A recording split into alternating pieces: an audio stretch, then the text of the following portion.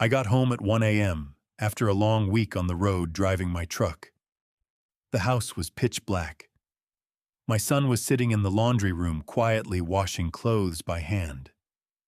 I stared at him and asked, "Where's your mom? Where is everybody?" Without looking up, he whispered, "They went on vacation and left me here alone." I frowned. "Why aren't you using the washing machine? It's the middle of the night. You should be asleep." Then he slowly rolled up his sleeves and pant legs, revealing bruises all over his body. But nothing prepared me for what I found in my wife's bedroom the next morning. If you found your way here today, I'm glad you did.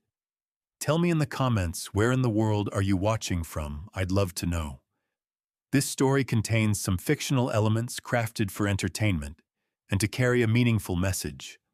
Names and settings are not drawn from any specific person or place, but what this story has to say, I believe you need to hear. October 15th, 2024. 1:04 in the morning. I turned onto Marshview Lane after 11 hours behind the wheel, and the first thing I noticed was that my house was dark in a way that houses aren't dark when people are sleeping inside them. Sleeping dark is soft. There's a porch light left on, or the blue flicker of a TV someone forgot to turn off, or a bathroom light upstairs because somebody got up for water. This was different. This was the dark of a place that had been emptied out and sealed up and left. No cars in the driveway, no porch light, no bedroom curtain with the warm edge of a reading lamp behind it. Just the house. And from the side yard, one thin line of yellow light under the laundry room door, and the sound of the washing machine running. At 1 in the morning. I sat in the truck for a moment with the engine off. 30 years of driving long haul teaches you to pay attention to things that don't fit the pattern. A load that rides wrong. A gauge that reads a little high. A house that's dark when it shouldn't be. I'd been ignoring small wrong things in that house for a long time. I was done ignoring them. I got out, unlocked the front door, walked to the laundry room. He was at the folding table, a full basket of clothes beside him, working through it with the steady, unhurried movements of someone who had done this alone many, many times before. His back was to me. He didn't hear me come in. "Owen!" He spun around so fast he knocked a shirt off the table. When he saw it was me, two things happened on his face. At once, relief flooded in, and right behind it, panic. "Dad!" His voice came out high and tight. "You weren't supposed to be back until Sunday." I know," I said. "The delivery schedule moved up, I figured, or maybe—" He picked up the fallen shirt, started folding it again, hands working fast. "I was going to have everything put away before you got home. You're not going to be mad, right? I've got it handled." I looked at my son. Really looked the way you don't when you've been telling yourself everything is fine. He was thinner. Not a little thinner, the kind of thin that happens when a person isn't eating enough, or sleeping enough, or being treated like a person enough. His wrists looked like something I could circle with one hand. His face had the careful, braced expression of someone who had learned to manage whatever came through the door. He was 16 years old, and he looked like a man waiting for bad news. "Everyone?" I asked. My voice came out steadier than anything inside me felt right then. He set the shirt down, shrugged with one shoulder, the shrug he'd always used when something was too heavy to lift with both. "They went on a trip. Left Tuesday." "A trip?" "Beach, I think. There's a note on the fridge." It was in Serena's handwriting. 3 lines. That was all. "Family trip. Back Sunday. Cash in the drawer for food. Owen knows where everything is. No, we'll miss you. No call if anything comes up. No acknowledgement that they had left a 15-year-old boy alone in a house for 5 days, like a houseplant that could water itself. Just cash in the drawer. Like leaving instructions for the mail to be held. My chest tightened so hard I had to set my hand flat on the counter to keep it steady. I folded the note once along its crease and slid it into my shirt pocket. Then I walked back to the laundry room. "Go wash your hands," I said. "I'll finish this." Owen stared at me like I'd spoken in a language he didn't recognize. "Dad, it's fine, I only have a few more." "Owen!" I kept my voice the way you keep a truck on ice, slow, even no sudden moves. "Go wash your hands, son. I've got it." He opened his mouth, closed it, set the half-folded shirt on the table. "Okay," he said. "Just that." And he left. I stood at that folding table and finished my son's laundry at 1 in the morning. Every shirt I folded felt like a piece of evidence in a case I didn't have all the facts for yet, but was starting to understand the shape of. When the basket was empty, I turned off the light and sat down on the floor of the laundry room with my back against the wall. Dark, quiet. Just the hum of the dryer finishing its cycle. I thought about every phone call home for the past 3 months. Every time Owen said, "I'm fine," Dad in that voice I'd accepted because I needed to. Every time Serena said he's doing better, and I let myself believe it, because the alternative meant I'd been failing my son from 600 miles away. Something cold and very deliberate finished assembling itself in my chest. I didn't know yet how much I didn't know. That was about to change. But first, I was going to need to see my boy's face in the light. And I was going to need to make him breakfast. 5 o'clock came without me sleeping.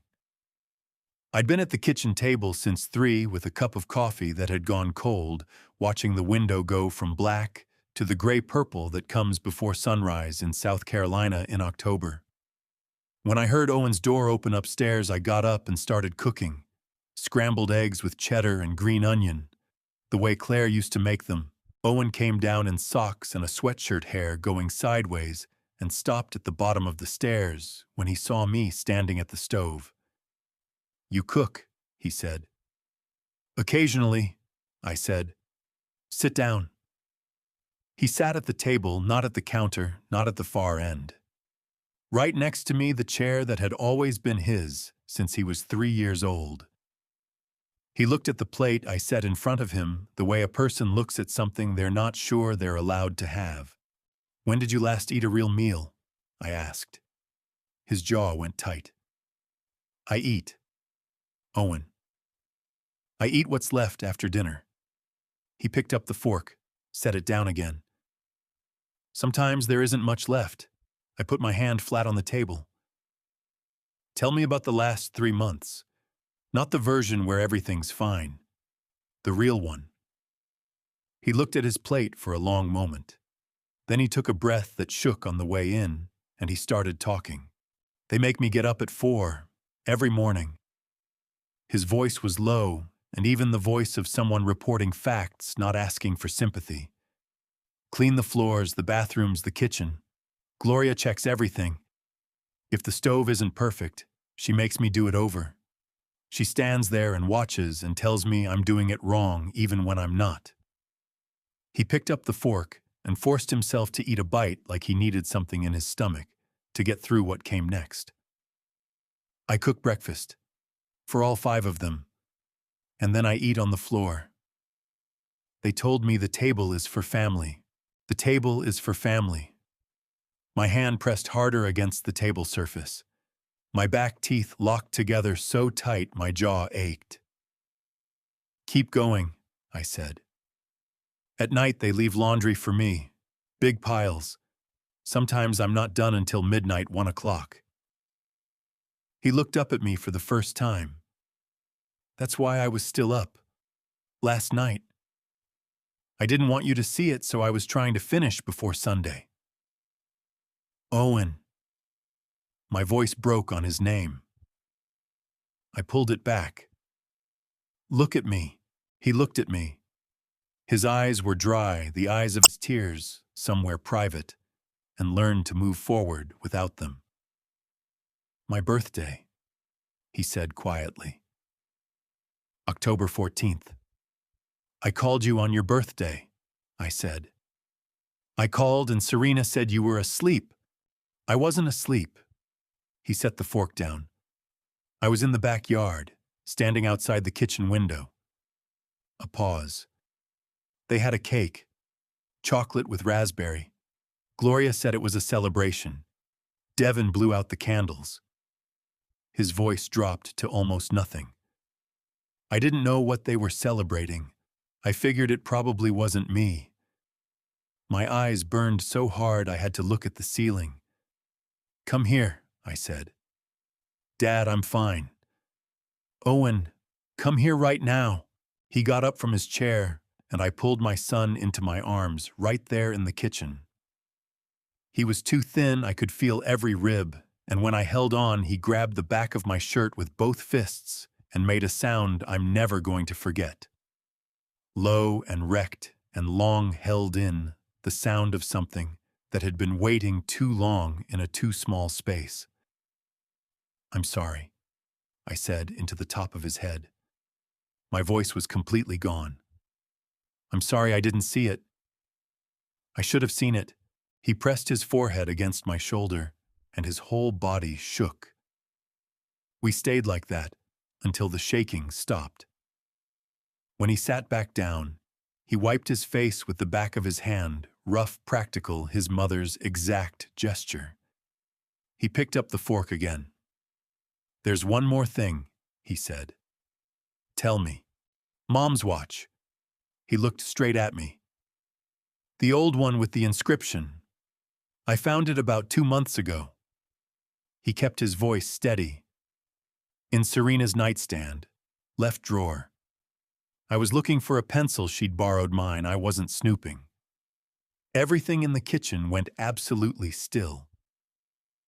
I recognized it from the photo on your desk, Owen said. The one from your 3rd anniversary. You had it in your hand. He paused.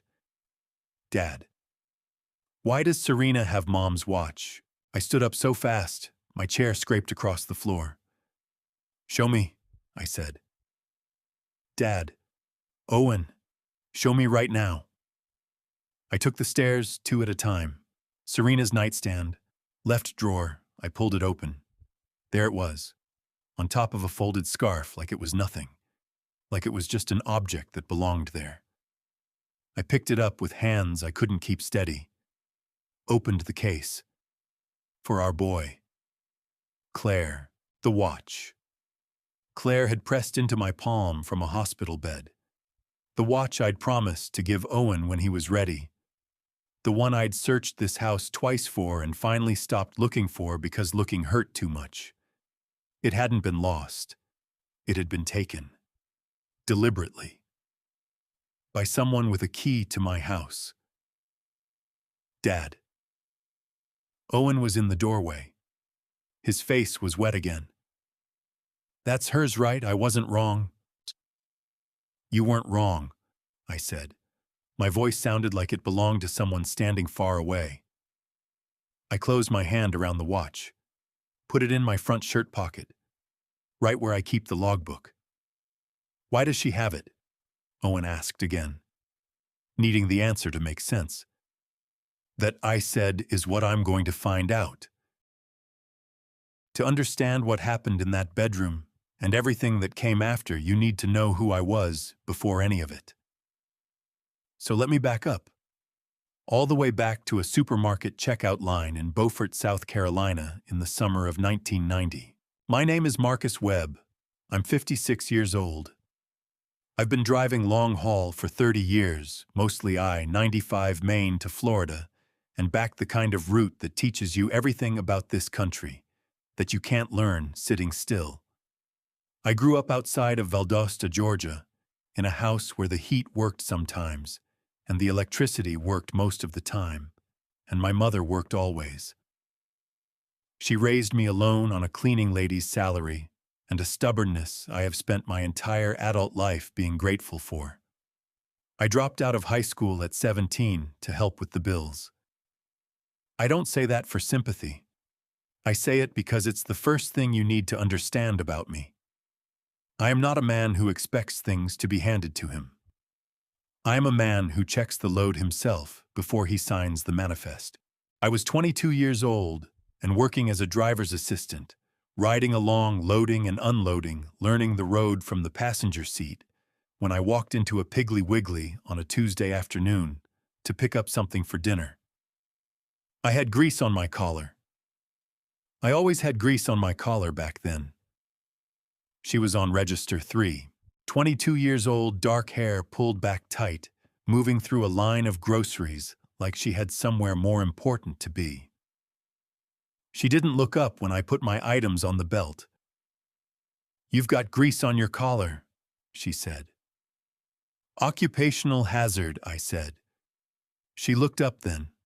Brown eyes, direct, the kind that made their mind up about you fast and didn't apologize for it. "What's your occupation?" "Depends on the day," I said. Today I'm the guy hoping you'll tell me your name before I finish unloading this cart." She almost smiled, almost just the corner of her mouth barely there and gone. "Claire. Marcus.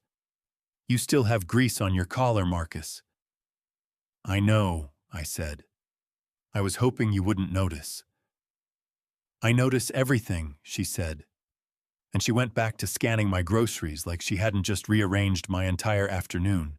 Our first date was coffee at a diner on Boundary Street, because neither of us had money for anything else.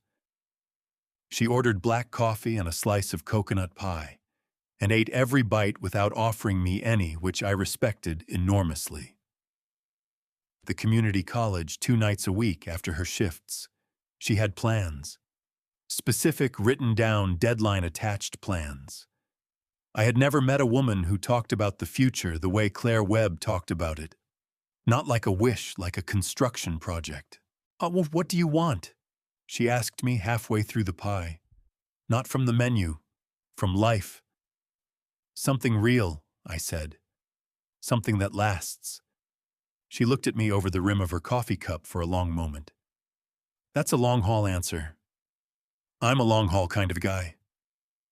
"I know," she said. "That's why I said yes to coffee." What I loved about Claire, not her eyes, not her voice, though both of those could stop a room, was the way she stood. Not physically. I mean the way she stood inside her own life. Straight, feet planted. No leaning on anything that wasn't going to hold. She had grown up with less than I had, and she never once talked about it like it was something done to her. It was just the starting point. The first mile marker. Everything after was the route she'd planned herself. The first time she stood on the porch when I left for a run, I almost missed it entirely. It was a Tuesday morning, 8 months after we started dating. I was backing out of her driveway. I was staying there by then, unofficially, and I happened to catch the rearview mirror at the right moment. She was on the porch in her robe with her coffee, and she raised her hand. One slow wave. I almost didn't look. Then I did. And I sat there in that driveway an extra 4 seconds before I pulled out. When I got back 4 days later, I told her, "I looked for you in the mirror this morning." "I know," she said. I could tell. "How?" "Because you didn't pull out until I waved." She took the travel mug out of my hand and refilled it without asking. "You were waiting for it." I hadn't realized I was. But she was right. After that, I always waited. We got married in 1992 at the Beaufort County Courthouse with Ray Kowalski as our witness and a Denny's Grand Slam as our reception. Claire wore a blue dress she'd made herself on a borrowed sewing machine. When I told her she looked beautiful, she said, "I know now, eat your eggs before they get cold."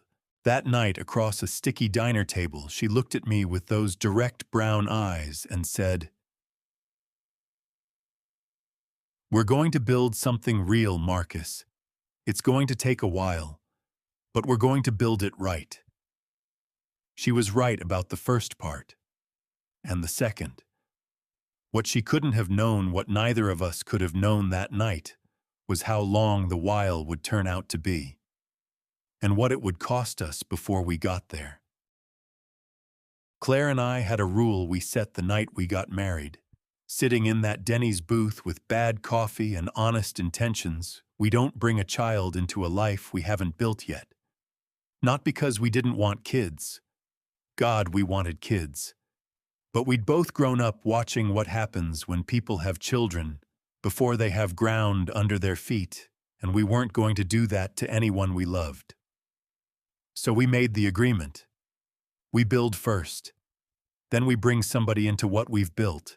What we didn't know was how long the building was going to take. I got my CDL Class A, the heavy stuff, semi-trucks and tankers, and anything over 80,000 pounds. I came home waving the license like I'd just won the lottery. "We're getting there," I told Claire. "We're getting there," she said.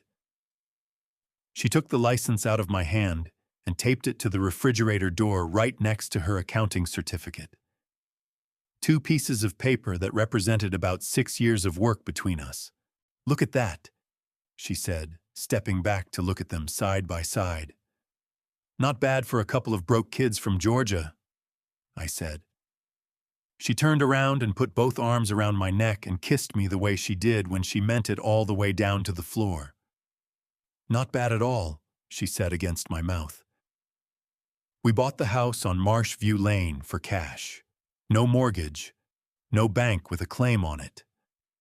Ours outright, the way my mother had always said property ought to be owned. Claire stood in the empty living room the day we got the keys and cried. Not quietly, she pressed both hands over her mouth and cried so hard her shoulders shook, and I stood next to her and let her because I understood exactly what it meant. We had grown up in houses that belonged to other people. We had spent 16 years making sure this one would belong to us. "No mortgage," she kept saying through her hands. "Marcus, no mortgage." "No mortgage," I confirmed.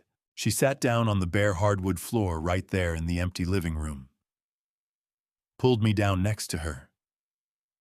We sat on that floor for a long time with our backs against the wall and the late afternoon light coming in through the windows, and we didn't need to say one word about what we were feeling, because we were both feeling exactly the same thing.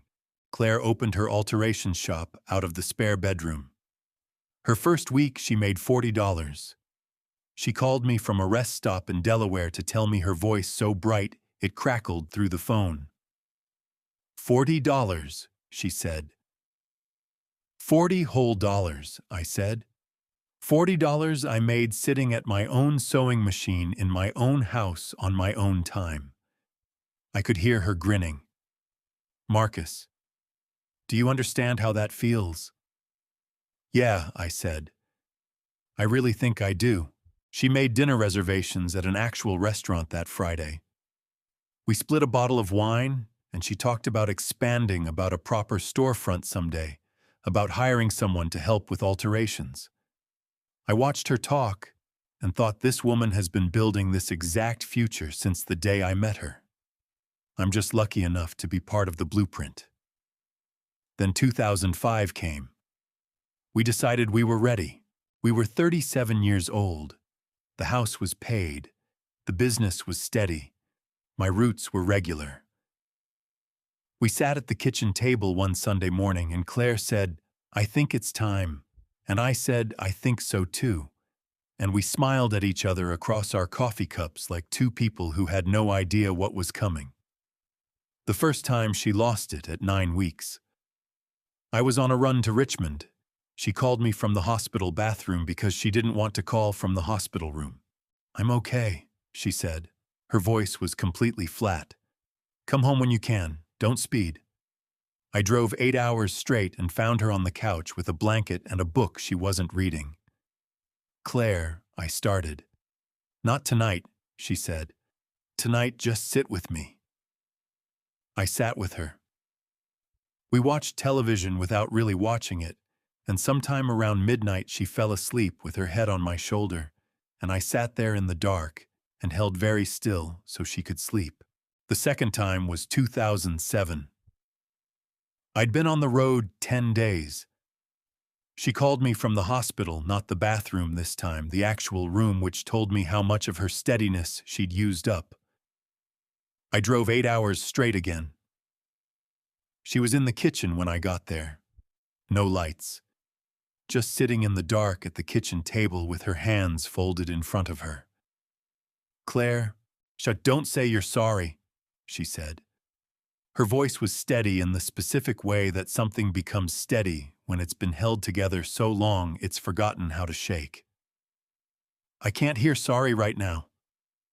"Okay," I said. I sat down on the floor next to her chair, not at the table. On the floor, so we were at the same level, because I didn't want to be above her for this conversation. "Tell me something else," she said. "Like what? Anything. Tell me about the road." So I told her about a truck stop outside Roanoke with the best apple pie I'd had since my mother's, and a dog named Chief who lived at a loading dock in Richmond, and knew every regular driver by sight, and a sunrise over the Blue Ridge 3 weeks back that I'd been saving to describe to her, pink and gold and impossibly wide, the kind that makes you understand why people used to think something was watching over them. I talked until the kitchen windows started going gray with early light. Somewhere around 5 in the morning, Claire put her hand on top of mine where it rested on the floor. "Okay," she said quietly. "Okay. We try again." Owen Marcus Webb was born on a Thursday morning in March 2008. 7 pounds 4 ounces, eyes screwed shut like he was furious at the entire concept of the world. The nurse put him in my arms, and I fell apart completely. Not quietly, not in a dignified single tear rolling down the cheek way. I'm talking about a 40-year-old man standing in a delivery room in Beaufort, South Carolina, crying so hard, the nurse put her hand on my arm and asked if I needed to sit down. "Marcus Webb," Claire said from the bed. She was pale and exhausted, and more beautiful than anything I'd ever seen in my life. "Are you crying?" "No," I said. "You absolutely are." "I'm not crying." I looked down at this small, furious, perfect boy we had waited 18 years for, and my voice quit working entirely for a moment. I just wasn't ready for him to be real yet. "He's real," Claire said softly. "Yeah." I pressed my cheek against the top of his head. He smelled like something I didn't have a word for. "Yeah, he really is." When Owen was 3, he asked Claire why she called him my partner, instead of what other moms called their kids. "Because we're a team," she told him, settling him in her lap. "Dad drives the road. You and me hold the house. That's our job while he's gone. You understand?" He nodded with the gravity of someone signing an important document. He was 3 years old. "What's the best part of your day?" she asked him. "You," he said. "That's cheating. You're supposed to say something that happened." "You happened today," he said. She laughed so hard, she had to set him down on the floor, and he stood there looking pleased with himself, and I watched both of them from the kitchen doorway and thought, we built this. 18 years, and we built this. For 12 years, we were exactly what Claire had promised we'd be. The last real answer Owen gave at that dinner table to the question about the best part of his day was in 2020. After that, things changed. In ways I still have trouble saying out loud. Summer 2020. Owen was 12. I was pulling a load up I-95 outside of Jacksonville when Claire called. She'd found a lump. The doctor wanted to run more tests. Her voice was steady. Claire's voice was always steady, but I had driven next to that voice for 30 years, and I could hear the thing underneath it.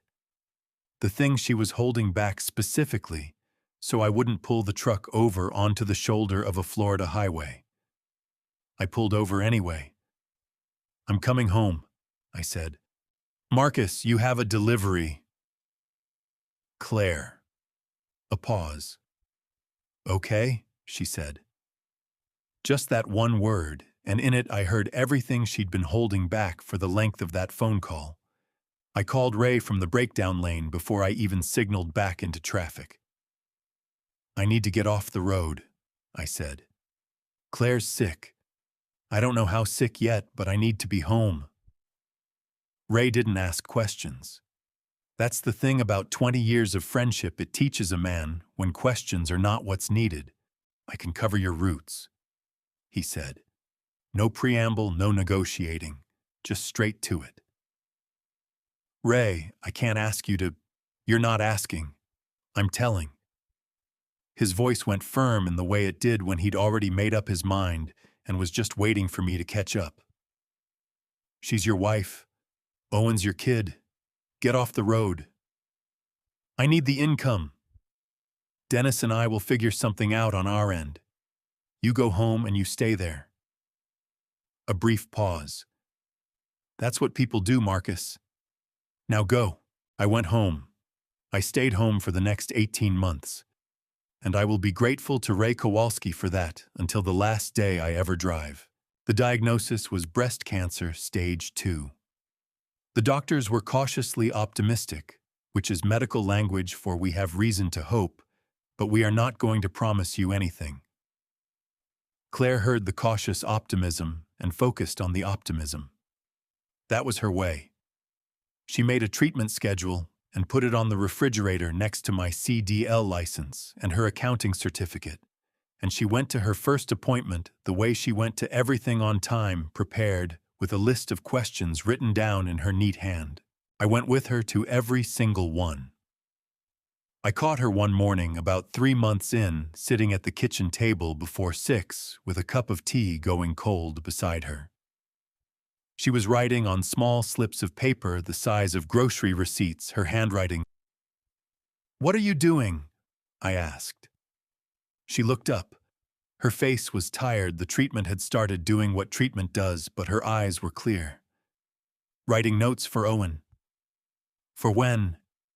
She held one up so I could read it. "I'm proud of you today." "Mom."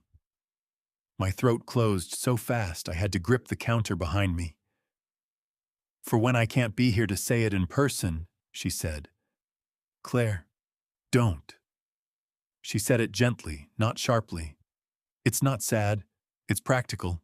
I'm a practical woman, Marcus. You've known that about me since 1990. How many have you written?" She looked at the stack on the table beside her. 30, maybe 40 slips of paper already. "Enough," she said. "I'm going to keep writing until I can't." I didn't say anything else. I made us both fresh tea and sat across from her and watched her write, and that is one of the most painful and most sacred hours of my life, and I don't have better words for it than that. Claire fought for 14 months. She fought the way she did everything, with discipline and without self-pity. And in the last week, when the fighting was over and she knew it, she went quiet in a way that wasn't defeat. It was just Claire being practical about the one thing she couldn't schedule or plan around. It was a Tuesday. She was having a better day, not good, but better than the days before it, and she asked me to sit on the edge of the bed. She reached into her nightstand drawer and brought out the pocket watch. My grandfather's watch. 3 generations of Webb men had carried it.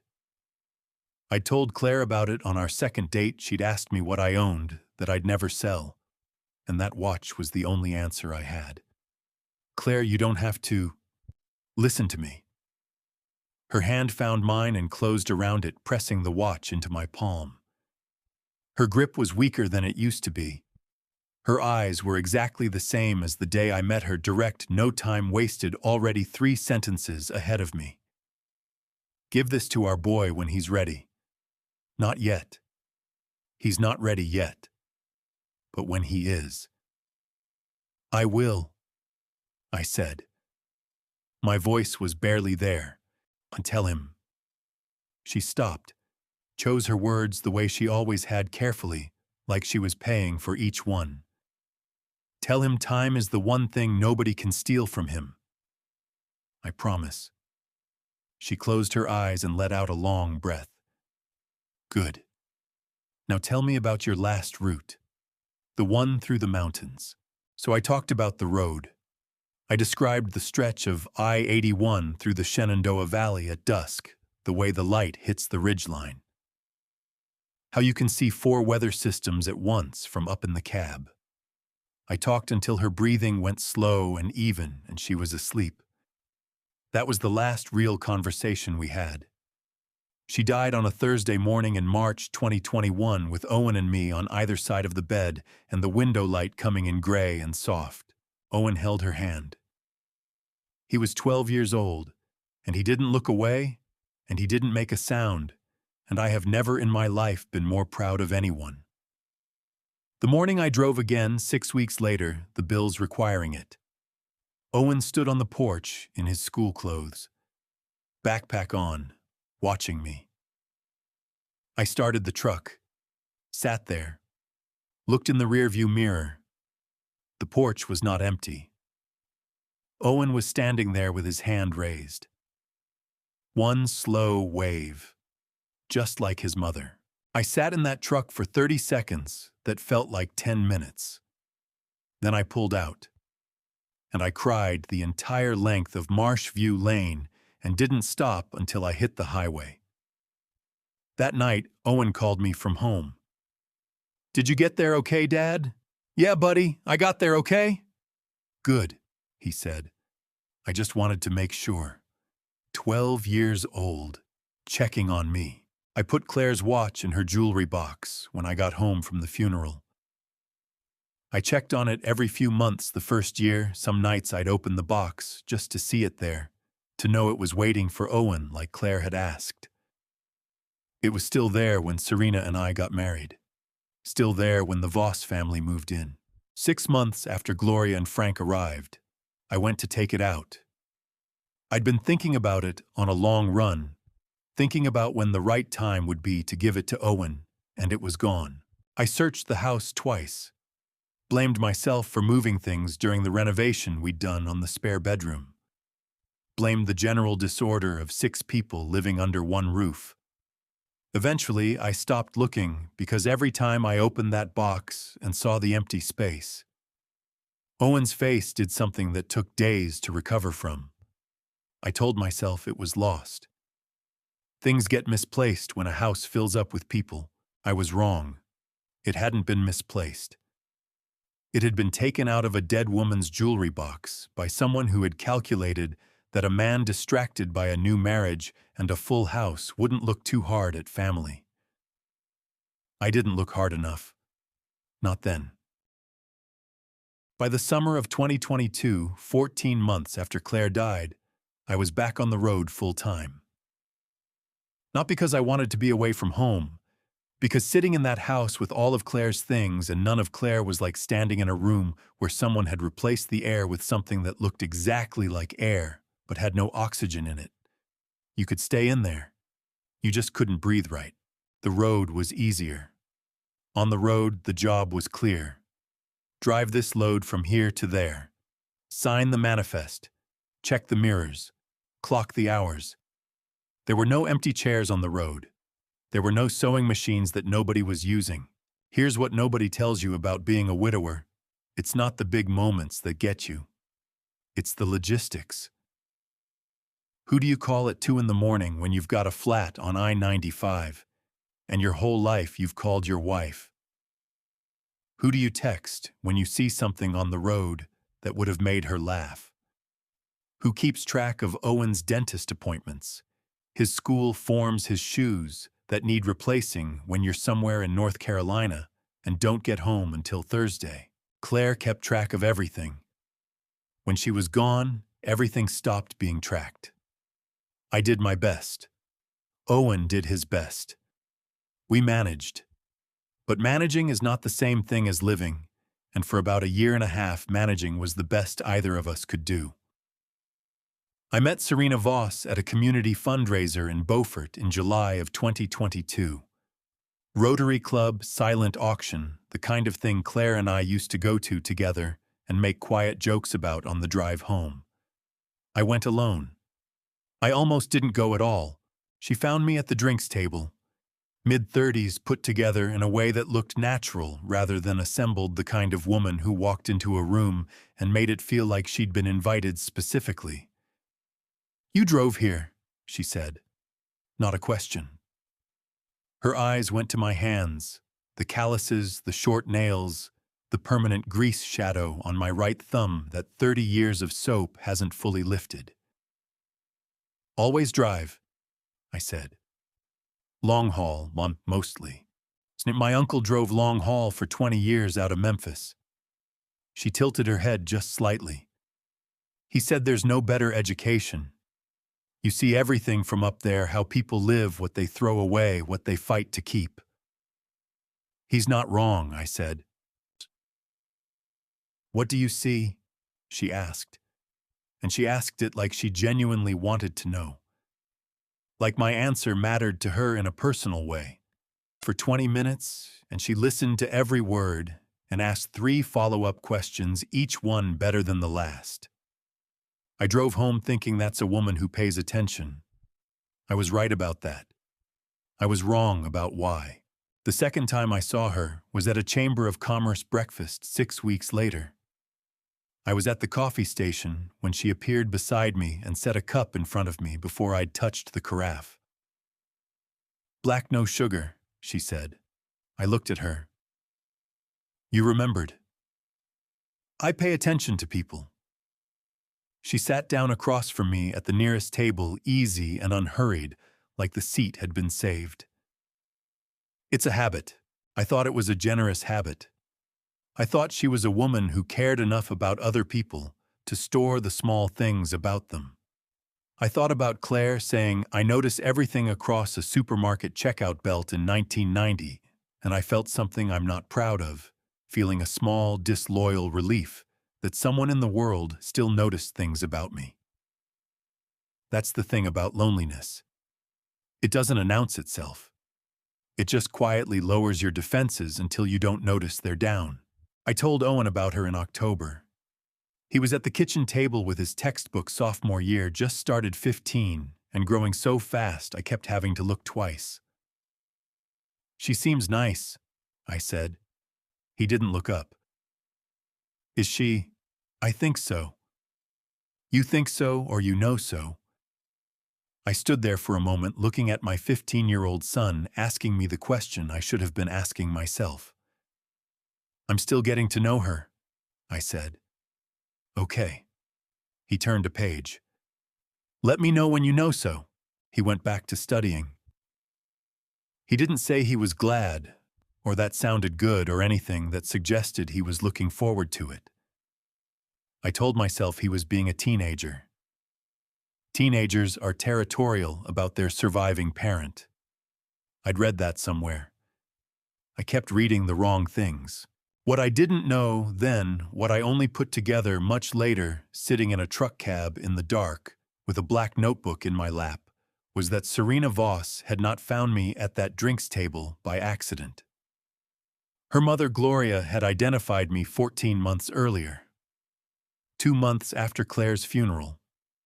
A widower with a paid-off house, a steady income, no family nearby, and a teenage son described in Gloria's handwriting as manageable. Serena had been pointed at me like a compass at true north, every event she appeared at, every gathering, every time I turned around at something, and she was already there, already smiling, already knowing my order. I thought it was fate. I thought the universe was doing something kind for once. I was wrong about what it was. I stopped asking the questions I should have asked, and by the time I started asking them again, they had been living in my house for 18 months, and my son had learned to wake up at 4 in the morning. We got married in the spring of 2023. Small ceremony. Ray and Dennis drove up from Savannah. Earl and Betty Morrison came from next door, still smelling like Betty's garden, a few guys from the depot in their good shirts. Owen stood next to me in a borrowed tie and shook Serena's hand at the reception, like he was completing a transaction he hadn't agreed to. I should have paid a lot more attention to that handshake. The night before, I was sitting on the edge of my bed, trying to figure out cufflinks. I owned one pair. Claire had given them to me, and I hadn't worn them since her cousin's wedding in 2015. Owen came in and sat at the foot of the bed, watching me wrestle with them. "You nervous?" he asked. "Little bit," I said. I'm not the one getting married." "Owen." "I know, Dad." He looked down at his hands in his lap, quiet for a moment. "I know you're not replacing her." "I'm not. That's not what this is." "I know." He picked at a thread on his sleeve. "I just hope she's good to you." He said you, not us. I noticed it registered it the way you register a gauge reading slightly high, and then I filed it under teenagers being teenagers and went back to the cufflinks. That was the wrong place to file it. The ceremony lasted 22 minutes. Serena wore a cream dress and smiled the whole time with her eyes as much as her mouth, which I had always taken as a sign of genuine feeling. The reception was dinner at a restaurant on Bay Street. Good food, good wine, Earl. Telling a story about the time he chased a raccoon off his roof at 2 a.m. that had everyone laughing. Owen sat at the end of the table and ate his food, and was polite to everyone and didn't say much. 3 weeks later, Serena came to me on a Sunday evening with a soft voice and a reasonable case. "Mom's lease is up," she said, "and Dad's knee has been getting worse. The stairs at their apartment are becoming a real problem." "How long are we talking?" I asked. "A few months, just until they find something more suitable." She put her hand over mine on the table. "Marcus, they have nowhere else right now. They're family.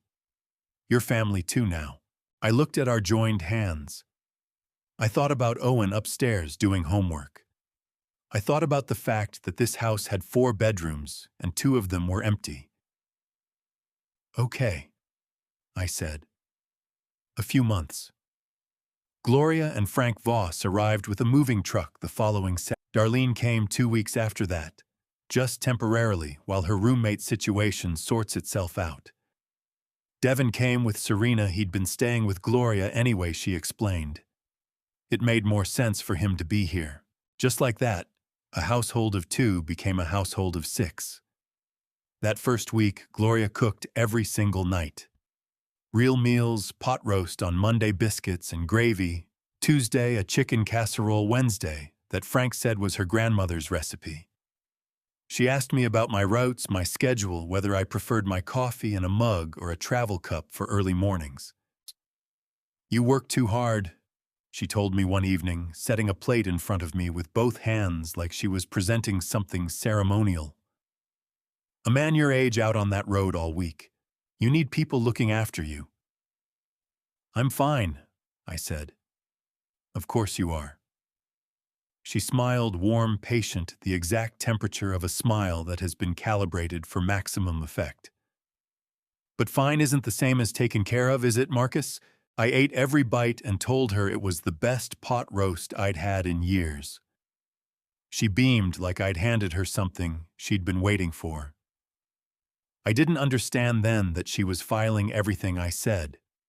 Every preference, every soft spot, every place where a decent man could be managed if you knew where to press. Every time I came home from a run that fall, the house was warm. Serena at the door. Gloria waving from the kitchen with a dish towel over her shoulder. Dinner ready. Devin at the living room table with textbooks open. The kind of scene you'd use in an advertisement for something wholesome, family values, home cooking, a man who has people waiting for him. "How's Owen?" I'd ask every time first thing. "I'm better every day." Serena would say, warm and easy. "It just takes time with blended families. You know how it is." I believed her. Every single time I walked through that door, I believed her. What I didn't know, what I only learned later, piece by piece, was that Devin had a post at the upstairs window when I was due home. The moment my truck appeared on Marsh View Lane, he'd come to the top of the stairs and say one word. "Coming." And in the time it took me to park and walk to the front door, the entire performance reset. Owen's plate moved from the kitchen floor to the table. The television went to something wholesome. Everyone found their marks. 4 minutes. That's all they needed. Earl Morrison told me later over coffee at his kitchen table that he'd watched it happen through his front window more times than he could count. He'd see the activity through our windows change the moment my truck turned onto the street. He said it looked like a play, starting lights up everyone in position. "I should have come over," Earl said. His voice was rough with it. "I should have knocked on your door a dozen times." "You're here now," I told him. But that was later. That was after. In the fall of 2023, all I knew was that my house felt full in a way that I'd convinced myself was good, and that Owen had started eating his dinner standing at the kitchen counter instead of at the table, and that when I asked why Serena said teenagers needed their space, and I nodded like a man reading a road sign in the wrong language. The temperature was dropping for my son. I just couldn't feel it yet from where I was standing. What I'm about to tell you, I didn't know while it was happening. I'm telling it now because Owen told me piece by piece over weeks the way someone carefully dismantles something that's been held together under pressure for too long. And because Earl Morrison confirmed parts of it with 47 photographs he'd taken through his fence. And because the rest, I figured out myself working backward from the evidence the way you reconstruct a highway accident, from skid marks and debris patterns. I need you to understand that distinction. What you're about to hear is the truth. It's just not the truth I had at the time. They ran the house like a rotation. That's the detail that still sits in my chest, like something swallowed wrong, not the cruelty itself, but the organization of it, the deliberateness. These were not people acting out of temper or thoughtlessness. They had a system. Gloria handled the standards.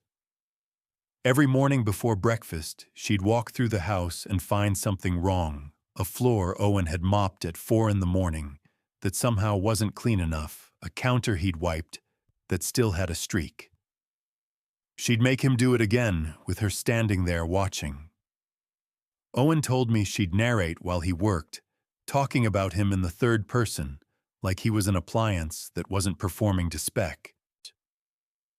"The boy doesn't know how to wring a mop properly," she'd say to Serena.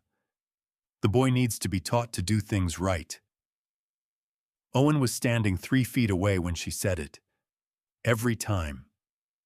Frank handled the quieter damage. At breakfast, the breakfast Owen cooked, and then didn't get to sit down, for Frank would speak loudly enough to carry into the kitchen where Owen was eating on the floor.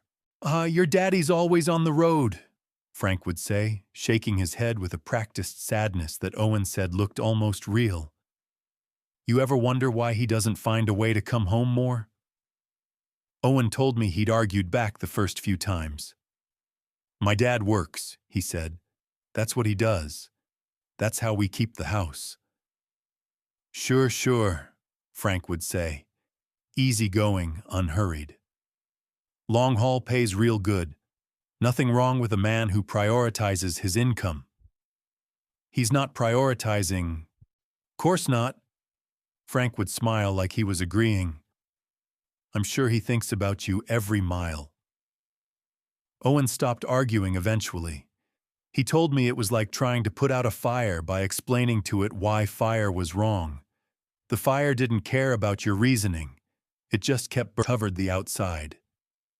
She'd been working the neighborhood for months. Owen mentioned things to me later that explained looks I'd gotten from people at the gas station, the hardware store, the parking lot at Publix. Darlene had told at least 6 neighbors that Owen had a stealing problem, that he'd been caught taking things from the Hendersons 2 doors down, that she was worried about him but didn't want to say anything because Marcus was so sensitive about his boy. None of it was true. All of it stuck.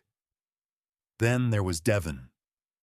Devin was 14, 2 years younger than Owen, and he'd been raised inside this operation the way some kids are raised inside a family business.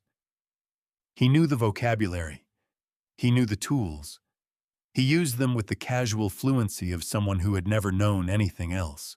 Owen fixed his bike one Saturday. Spent most of the afternoon on it. The chain had slipped its housing. The rear brake needed adjusting. The whole thing needed cleaning and oiling. Devon stood there watching, and when it was done, he got on it and rode it down the driveway and came back grinning. "Thanks," Devon said. And Owen told me that thank you sounded real. That for about 10 minutes they were just two kids in a driveway, and he thought maybe there was a version of this that could work. Devon's mother called him inside for dinner. The next morning, Devon walked out to the driveway, picked up the bike, and slammed it onto the concrete. Twice. The front wheel buckled. The chain snapped clean off. Devon looked at Owen and said, "Your piece of junk broke itself." Owen's hands tightened around the edge of the kitchen table when he told me this. His knuckles went white. "And you?" I asked. "I went inside," he said. "I didn't let him see me cry. I went to my room and I cried there." He paused. His voice had gone very flat, the voice of someone reporting a fact they've already finished grieving. I didn't try after that. There was no point in trying. When Owen described the midnight laundry, cold water hands going red and stiff working through the pile alone at 1 a.m, I heard Claire's voice as clearly as if she were standing behind me. "Not yet, baby. Your hands are still too small for hard work. That's my job right now.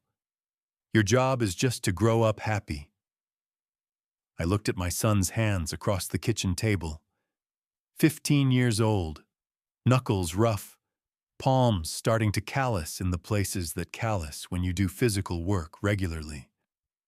His hands weren't small anymore, and he hadn't grown up happy. Not this past year. And I could sit here and put all of that on Gloria and Frank and Serena and Devon, and I would be right to do it. But I'd also be leaving out the part where his father was gone 4 days out of 7 and called home every night and accepted the word of the people running the operation that everything was fine. I am not going to leave that part out. The shift system worked because I was gone. Full stop. And what I still hadn't told you, what I'm almost ashamed to say, is that before I came home early that October night and found Owen in the laundry room, they had already used my absence to turn me against my own son. Not in a dramatic way. In a quiet, incremental, perfectly managed way.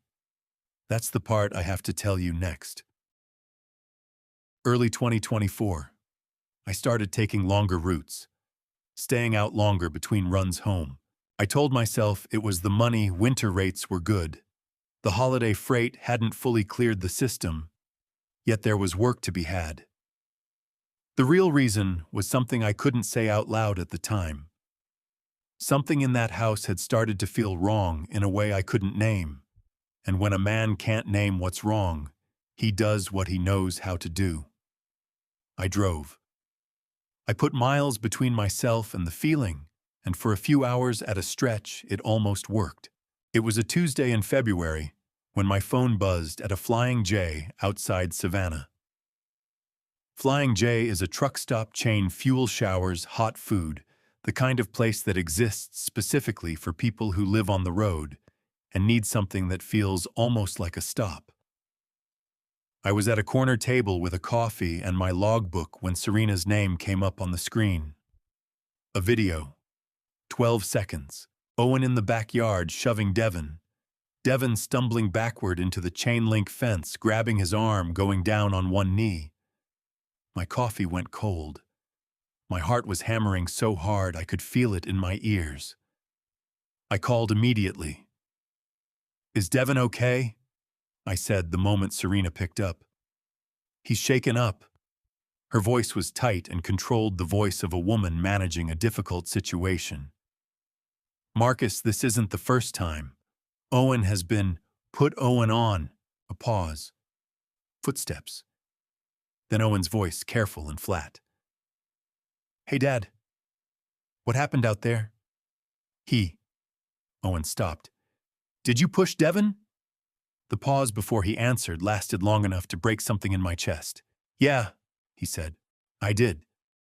That is not how I raised you. You understand me? That is not what we do in this family. I know, Owen said. Flat, quiet. The voice of someone who has heard a verdict and is simply waiting for the sentence. We're going to talk about this when I get home. Okay, Dad. I hung up, sat in that flying J for 30 minutes staring at a logbook I could not bring myself to write in, feeling like the worst father in 4 states. I did not think to ask what happened in the 10 seconds before Devon started filming. When I got home 2 days later, I sat Owen down at the kitchen table with the seriousness the situation deserved. His eyes went to the floor the moment I started talking. Look at me, I said. He looked up. Missed at the time the thing I can see clearly now what was on his face was not guilt. It was patience. The particular exhausted patience of someone waiting to find out whether this conversation is going to be different from all the other conversations. You want to tell me what happened? I asked. Not really. Owen, it won't matter what I say, Dad. He said it without anger, without tears, without any energy at all behind it. Just a statement of observed fact. It's already decided. Nothing is decided. Talk to me. Okay, he said. And then he said nothing else, because he had already learned, and this is the part that I will carry with me for the rest of my life. He had already learned that talking to me didn't change anything. Not when the other side had already told their version first. I thought he was being a difficult teenager. He was being a kid who had given up on being believed. The paper came in March. A Thursday evening 2 days before my run to Jacksonville. Serena set a single sheet on the table while I was finishing dinner. What's this? I asked. A financial power of attorney. She sat down across from me, relaxed, easy, nothing urgent in her posture. So I can handle bills and accounts while you're on the road. Right now, if something comes up, I have to wait for you to call back, and sometimes the window is tight. A financial power of attorney in the United States gives another person legal authority to make financial decisions on your behalf. Sign checks, access accounts, manage assets. It is a serious legal instrument. I didn't fully think through what I was looking at. I'll have Dennis look at it, I said. Of course, of course. She smiled. It's just a quality of life thing. So I can help more while you're gone. I picked up the pen. My phone rang. Ray. Early pickup on the Jacksonville run, leaving at 5 instead of 7. I walked to the hall to take the call, and when I came back 10 minutes later, the table was cleared. Paper and all. We can do it when you get back, Serena said from the kitchen doorway. Sure, I said. I thought nothing of it. I know now that putting that pen back down on that table was the single luckiest thing that happened to me in 3 years. October came. The Charleston job cataloging inventory for a distribution center, 3 weeks of work, the biggest single contract I'd had all year. I started loading the truck on a Monday morning. Serena came out to the driveway smiling, and the smile was a degree or two too bright, the way a fluorescent bulb gets just before it burns out. 3 weeks, I said. Maybe less. Take your time, she said. We'll be perfectly fine here. I know you will. I hugged her. Over her shoulder, I could see Devon standing on the porch. He was grinning not at anything, just grinning the way a person grins when something they've been waiting for is finally starting. I thought he was just a kid being a kid. I know now what he was waiting for. I drove south on I-95 with country radio on low and my logbook on the dash, and that particular feeling that comes at the start of a long run, half freedom, half loneliness, neither one winning. I crossed into Georgia just before noon. Behind me, I found out later the front door had barely finished closing before things changed completely. I didn't know that yet, but in 19 days, a client dispute would freeze my contract and send me home 3 days early, and I would pull onto Marsh View Lane at 1:04 in the morning and find a thin strip of yellow light seeping under a laundry room door and the sound of a washing machine running at an hour when no one should be awake. And everything I thought I knew about my own house would need to be rebuilt from scratch. Before I show you what I found in that suitcase, comment the number 10, so I know you're still with me. Because what came next changed everything. Note this story contains fictional elements woven in for storytelling purposes. Some details may not reflect any single event. If that's not for you, it's okay to step away now. October 15th, 2024. 8:40 in the morning. Owen had left for school 20 minutes ago. I'd walked him to the door, watched him go down the front steps with his backpack, and said nothing about what we'd talked about at breakfast, because some things need to settle before you touch them again. I stood at the kitchen window until he turned the corner at the end of Marsh View Lane. Then I got out my notebook. Not a legal pad. Not a notes app. The actual small spiral notebook I carry in my left shirt pocket on every run, where I log departure times, delivery windows, way station numbers, anything that needs to be documented and might matter later. A truck driver lives by what he can prove. I'd been living in this house for 18 months, signing my name to things I hadn't verified. That ended this morning. A truck driver lives by his inventory. You don't assume the manifest is accurate just because someone handed it to you. You open the trailer yourself. You count the pallets. You check the weight against the paperwork. You sign your name to nothing you haven't confirmed with your own hands. I'd been signing my name to this household for 18 months. Time to open the trailer. I started in the kitchen. Junk drawer first, the universal hiding place, the place where things end up, because nobody wants to make a decision about them. 3 keys I didn't recognize. A receipt from a jewelry appraiser in Columbia, South Carolina, dated 4 months ago. I don't own jewelry. I wrote down the appraiser's name and address. Bedroom next. Serena's side of the dresser. In the back of the top drawer behind, folded scarves, 3 debit cards, none of them in Serena's name, none of them in mine. A small key on a plain ring that didn't match any lock in the house that I knew of. I photographed everything with my phone before I touched anything, the way you photograph an accident scene before you move the vehicles. Then the closet. 2 suitcases side by side tucked behind the hanging clothes. I pulled the first one out. It was heavier than a weekend bag had any business being. Going somewhere, I said to the empty room. My voice came out harder than I intended. I unzipped it on the bed. Not beach clothes, not vacation packing. Winter coats, heavy boots, enough underwear and toiletries for 4 to 6 months. The kind of packing you do when you're not planning on coming back for a while. The second suitcase had a fat envelope at the bottom, thick as a paperback, rubber-banded tight dents with what felt like cash. And underneath the envelope, a small black notebook with a worn cover, the spine cracked, like it had been opened and closed hundreds of times. I sat on the edge of the bed and opened it.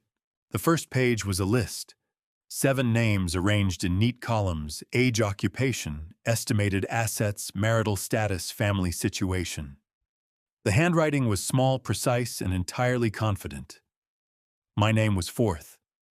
Marcus Webb, 56, long haul CDL, house paid, truck paid, life insurance verify, widowed 2021, 1 teenager manageable, no close family nearby. Next to my name, a small, neat check mark, and 1 word, active. Below my name, 2 more entries. No check marks, just names and question marks. People who hadn't been gotten to yet. I was not the destination. I was a stop along the route. I turned the page. At the top, underlined Edna Pruitt, Nashville, Tennessee. Widowed. Assets unknown but substantial. Lonely. No local children. Looks promising. This was not a family document. This was a hunting log, and it had been sitting in a suitcase in my bedroom closet, half-packed and ready to move. I closed the notebook, put it in my shirt pocket with the logbook. Then I went to find Owen's phone. I found it behind the stock pots in the lower kitchen cabinet under a folded dish towel, placed with the specific deliberateness of something that needs to be accessible but invisible. I plugged it into the charger on the counter and waited. When the screen came back on my throat closed up so hard, I had to grip the counter with both hands. 157 school notifications, 17 missed calls from my number, and a text from a contact saved as Jordan. Dude, you okay? You haven't been at the lunch table in like 2 months. People are asking about you. My son had been unreachable to his school, to his friends, to me for months, and I had stood in this kitchen on the phone with Serena and accepted the word fine, like a man who trusts the manifest without opening the trailer. I went to the camera roll. One video, 38 seconds, shot from below the angle of someone holding a phone low and keeping it still. Devin in the backyard, standing over a bicycle. Owen's bicycle, the one he'd spent a Saturday afternoon repairing. Devin picked it up and dropped it onto the concrete. Picked it up and slammed it down hard. Once. Twice. The front wheel folded. The chain snapped and skittered across the driveway. At the end, Devin looked directly into the camera. He was smiling. Below the video in the caption field, Owen had typed a note to himself. In case Dad doesn't believe me. October 3rd. In case Dad doesn't believe me, my 16-year-old son had been building a case, alone in secret, without telling me, without asking me for help, because he had watched me take their word over his enough times that he wasn't sure I would take his word at all. I set the phone face down on the counter. I put both hands on the edge of the sink and gripped it and breathed until the feeling in my chest became something I could carry instead of something that would take the house apart. I had the notebook. I had the phone. I had the watch in my pocket and a note from the fridge and a breakfast conversation that had torn something open in me that wasn't going to close again. The next step was numbers. I had lived my whole career by numbers, miles, weights, hours, fuel costs, delivery windows. Numbers don't lie if you read them right. I needed to find out what the numbers in this house had been doing while I was on the road. And I needed to do it before anyone came home. October 15th, 2024. 10:30 in the morning. I drove to the First National branch on Bay Street, the one where Linda Marsh had been processing my deposits and answering my questions for 11 years. I parked the truck in the lot, walked in, and told her I needed 2 years of statements on every account connected to my name. Joint accounts, individual accounts, anything with my social security number attached. Linda printed 6 pages without asking why. 11 years of doing business earns you certain courtesies. You need anything else, Mr. Webb? No, I said. This is plenty. I took the pages out to my truck, spread them flat across the passenger seat, the same seat where I keep the logbook, the same seat where I'd laid out Dennis's legal documents the morning after everything came out. I got out the blue pen I use for route markings, and I started reading every line. The first 14 months were clean. Normal household expenses, fuel, groceries, the occasional repair. Then, 9 months after the wedding, a transfer appeared. $800 to an account number I didn't recognize. I kept reading. 950, 1100, 800 again, 900. The amounts varied, but the pattern was consistent, regular, unhurried, and never not once over $1,200. I knew enough about American banking regulations to understand why. The Bank Secrecy Act requires financial institutions to file a currency transaction report for cash movements over $10,000. But banks also flag unusual patterns below that threshold. $1,200 sat comfortably under the level that would trigger an automatic review. Whoever designed this transfer schedule knew exactly where the line was and built the entire operation to stay beneath it. That wasn't Serena. Serena wasn't precise enough for this. This was Gloria. I circled every transfer in blue ink, added the column twice to make sure. $47,200. 26 months. I put the pen down and sat in the cab of my truck in a bank parking lot on Bay Street and did the math I had been avoiding since I found the notebook. $47,000 is roughly 94 long-haul trips. 94 times I set my alarm for 4 in the morning. 94 times I kissed Owen on top of the head while he was still half asleep and told him I'd call that night. 94 times I started the engine and backed out of the driveway and drove 12, 14, 16 hours through the night with a thermos of gas station coffee and the radio for company. 94 times I called home from a rest stop or a truck stop or a way station and heard Serena say, "Everything's fine, Owen's fine, don't worry about us." 94 trips. I sat there for a few minutes just holding that number. Then I folded the statements along their creases, put them in my shirt pocket with the logbook and Claire's watch, and drove to the end of Marshview Lane. I knocked on the Morrisons' door at 2 in the afternoon. Earl opened it before my second knock. "Shut, Marcus," he said. His voice had something in it I couldn't immediately name, not surprise. Relief, maybe. The relief of a man who has been waiting for something overdue. "Earl, you got a few minutes?" He pulled the door fully open and stepped back without a word. Betty was already in the kitchen. The coffee was already made, 2 mugs set out on the table like they'd known I was coming before I'd known it myself. "How long have you been waiting for me to come over?" I asked. Betty set a mug in front of me, and when she looked up, her eyes were wet at the corners. "Long enough?" she said. "Way too long." Earl sat down across from me.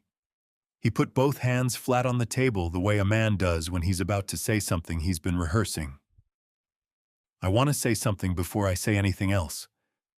I almost came to your door a dozen times. Betty stopped me most of them. She said it wasn't our place to get between a man and his family." He shook his head slowly. "I've decided that was wrong. I should have come over. I'm sorry for that, Marcus. I mean that." "You're here now," I said. "That's what I need. What do you have?" He reached into the drawer beside the refrigerator and pulled out a manila envelope, the kind you'd use for documents. He slid it across the table toward me. "I started in January," he said. "Betty thought I was being a busybody. I thought I was being a witness. I'm a retired cop, Marcus. I know what evidence looks like and I know what it's for. 47 photographs. Each one dated in blue ballpoint on the back in Earl's careful handwriting. Owen taking out the trash in complete darkness.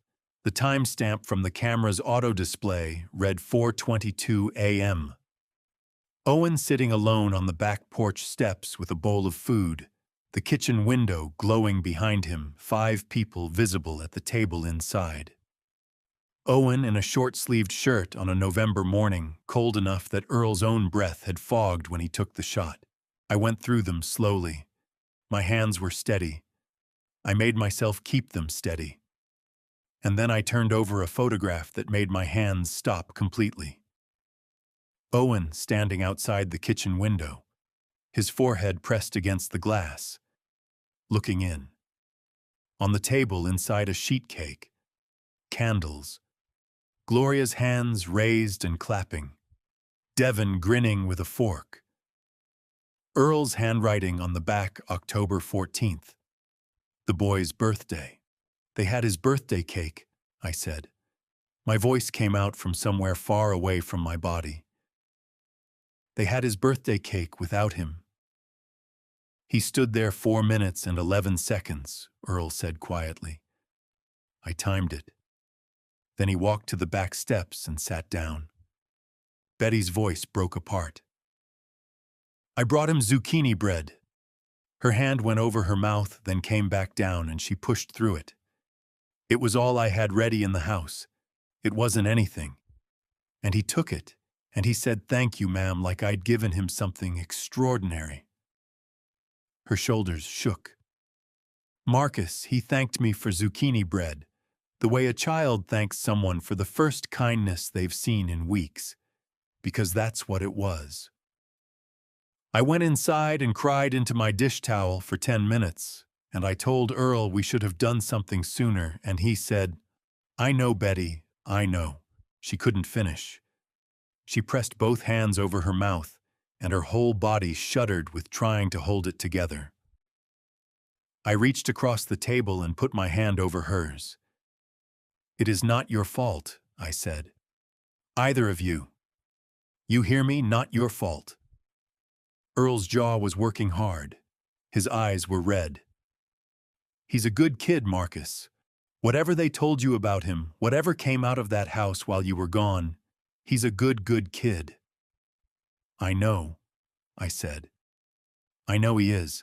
I drove home 20 minutes later with 47 photographs, 6 pages of bank statements, a black notebook listing 7 names, and the specific focused anger of a man who has finished being confused about what has happened to him and is ready to do something about it. I had enough to be furious. I needed enough to finish it properly. And finishing it properly meant I needed Ray. Ray would know who to call. Ray always knew who to call. October 15th, 2024, 9:40 at night. I'd spent the 6 hours between 3 and 9 doing ordinary things with extraordinary care. Made dinner pasta, nothing that required my full attention, the kind of meal that keeps your hands busy while your head works. Helped Owen with a history assignment he'd fallen behind on. Walked through the house one more time and photographed every room exactly as it stood. Put the notebook, the bank statements, and Owen's phone in a Ziploc bag inside my own locked toolbox in the truck bed, the one nobody had a key to but me. By 9, Owen's light was off.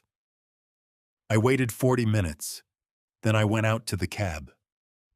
The truck was the one place in 30 years that had always been entirely mine. No one else's seat position, no one else's radio presets, no one else's coffee cup in the holder. Just the dark and the particular quiet of a man who has made up his mind.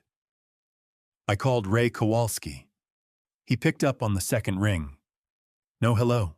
You need me to drive or you need me to think," he said. 20 years of friendship teaches a person the difference between your regular calls and the ones that come at 9:40 on a Tuesday. "Both," I said. "How bad?" "Bad enough that I need Dennis." Silence. Ray and I had called Dennis exactly twice in 20 years. Dennis was not a casual phone call. "Give me the short version," Ray said. I gave it to him. 5 minutes, no editorializing. The watch. The notebook with my name 4th on a list of 7. The bank statements. The 47 photographs. The birthday cake on October 14th. The phone hidden behind the stock pots. The 38-second clip that ended with Devin looking at the camera and smiling. Ray didn't make a sound the whole time. When I finished, "Owen okay. He will be. You okay. I will be. 7 o'clock, he said. Don't touch anything. Don't call anyone else. We'll be there at 7. A pause. Marcus, last Christmas. Owen barely said 10 words at the table. I had a feeling something was wrong. His voice went rough. I didn't say anything. That was wrong. I'm sorry. Ray, you're on the phone at 9:40 on a Tuesday night. That's enough. 7 o'clock, he said, and hung up. I sat in the cab another 20 minutes. Then went inside, confirmed Owen's light was still off. I didn't sleep, but I lay still, which is the next best thing. Ray pulled in at 6:53. Dennis was already in his work clothes leather document bag on his lap. They sat down at the kitchen table without coffee, without small talk. Owen had already left for school. Dennis Kowalski, Ray's first cousin, family law and asset protection, out of Savannah, had the kind of organized mind that doesn't waste time being outraged when there's work to be done. He went through everything like a pre-op checklist. Bank statements, first, every line. The notebook, second, every page twice. The 47 photographs, third, front and back. The video, last 38 seconds, watched once, rewound, watched again. He set the phone face down and pulled off the latex gloves Ray had produced from the glove box without being asked. Gloria Voss ran the financial architecture, I said before he asked. Serena wasn't precise enough for sub-threshold transfers. Gloria set the limit. Gloria compiled the notebook. Dennis nodded once. Marcus, if you confront them directly, move this evidence without documented chain of custody, or do anything outside the legal process, the story becomes about you. What you touched. When. Whether you had the right. He looked at me steadily. Do you understand? I've been driving this road 30 years, I said. I know the difference between flooring it and burning the engine. He opened his legal pad, shot the first emergency motion to freeze the joint accounts and secondary transfer account before noon. Under South Carolina law, documented evidence of systematic financial fraud qualifies for emergency injunctive relief. A judge can freeze assets without advance notice to the other party. File by 11, order signed by 4. She finds out Sunday when her card stops working. He tapped the notebook. Second, the photographs and video are sufficient for an emergency protective order for Owen. Court-issued criminal penalties for violation.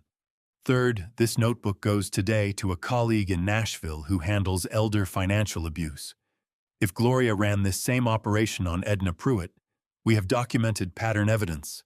In a fraud case, that's the difference between theft by deception and racketeering. Ray leaned forward.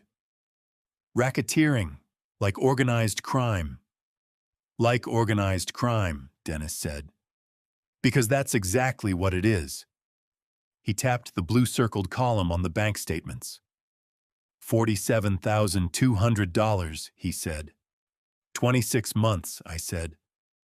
I'm number 4 on that list, 3 before me. Maybe more that didn't make the book. Dennis Kowalski's face, which had not moved out of professional neutral all morning, tightened. His jaw set. His eyes went hard in a way I hadn't seen before. Then let's make certain, he said, that there is no number 5. While Dennis made calls from the passenger seat of my truck, I sat behind the wheel and did what I always do before a long run. I checked my mirrors.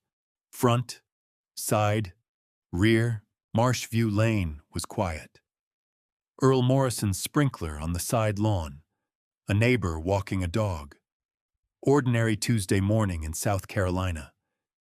But somewhere out on the Atlantic on a ship called the Caribbean Star, 5 people were posting sunset photos and sleeping off last night's drinks, absolutely certain that everything they had built was still standing. They had 36 hours left on the water. I had 36 hours on the ground. The difference was what we were each about to do with them. October 16th and 17th, 2024. While the Voss family was posting photographs of themselves at a beachside seafood buffet, tagging each other in sunset videos, and complaining about Devon's sunburn in the group chat we were working. Here is what 36 hours looks like when you use them correctly. Dennis filed the emergency motion at 11:17 Wednesday morning from the passenger seat of my truck, his laptop balanced on a legal pad phone tucked between his ear and shoulder as he confirmed the filing number with the clerk's office. An emergency motion in South Carolina family court requires documented evidence of ongoing financial harm, the bank statements, the transfer pattern, the notebook with its columns of targets. Dennis had all of it organized and formatted before 9. He called me at 4:47 that afternoon. "It's done," he said, and I could hear in those 2 words that he'd been waiting to say them. Judge signed the order at 4 o'clock.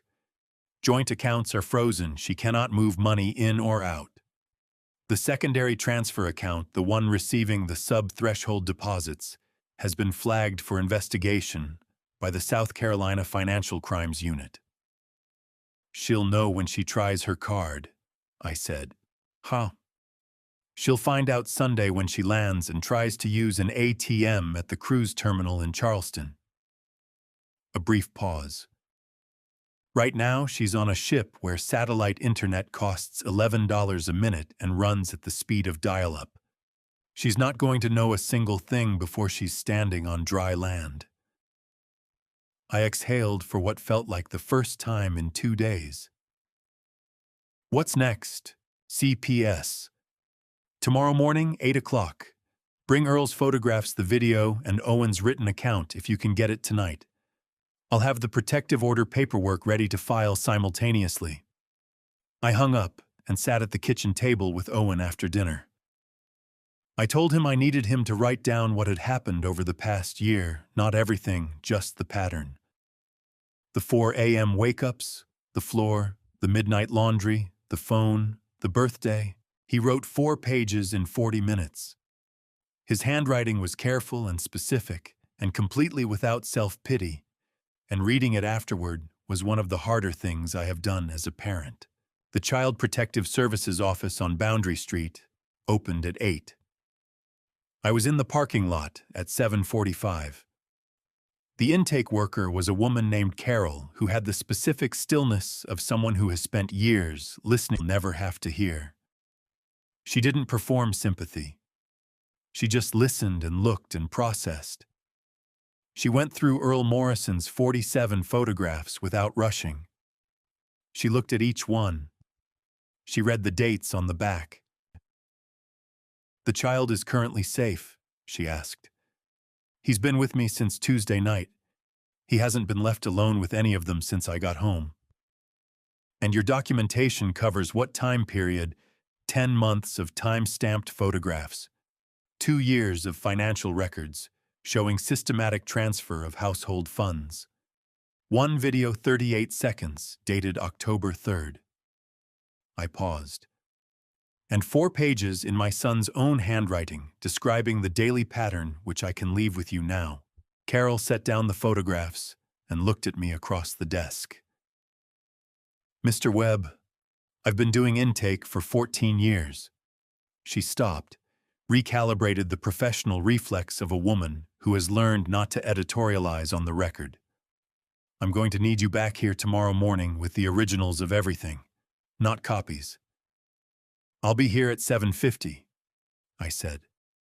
"The office opens at 8. "I know that," I said. "I'll be here at 7:50. Something moved at the corner of her mouth. "We'll see you then."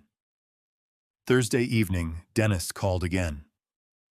I was at the kitchen table going over the transfer statements for the 3rd time when my phone buzzed, and I knew from the first word he said that something had changed. "Well, my colleague in Nashville found her," he said. "Edna Pruitt. 78 years old, lives about 20 miles outside of Nashville in a town called Hendersonville.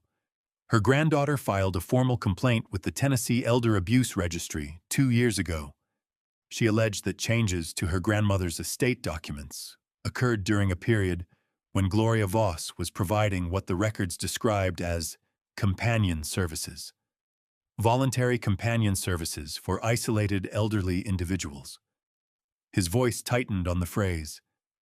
"The complaint was closed for insufficient evidence of a pattern." "Until now," I said. "I overnighted a photocopy of the notebook page with Edna Pruitt's name on it.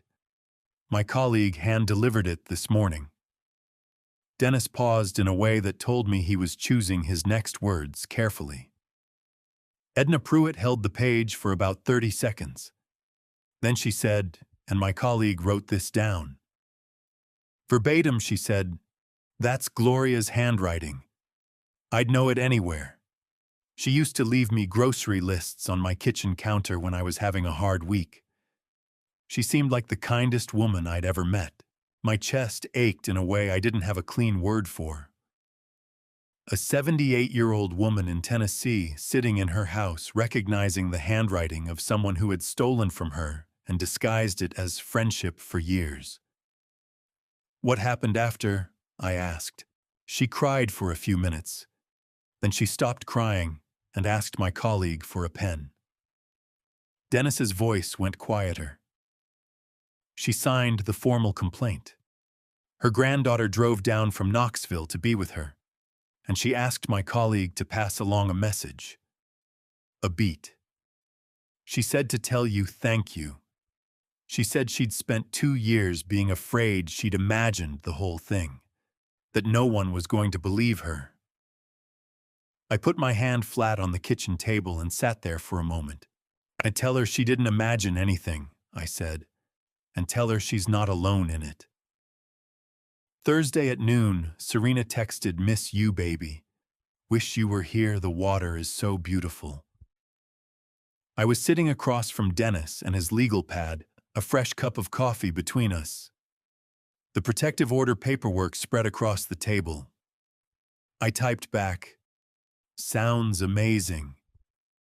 Is everyone having a good time?" Her reply came in 30 seconds. "Devin got so sunburned, LOL. Gloria found the most incredible seafood place last night. We're having the best time." I set the phone face down on the table. Ray looked at me from across the kitchen. "You doing all right?" "Pass me that transfer statement," I said. "I want to check the October dates one more time."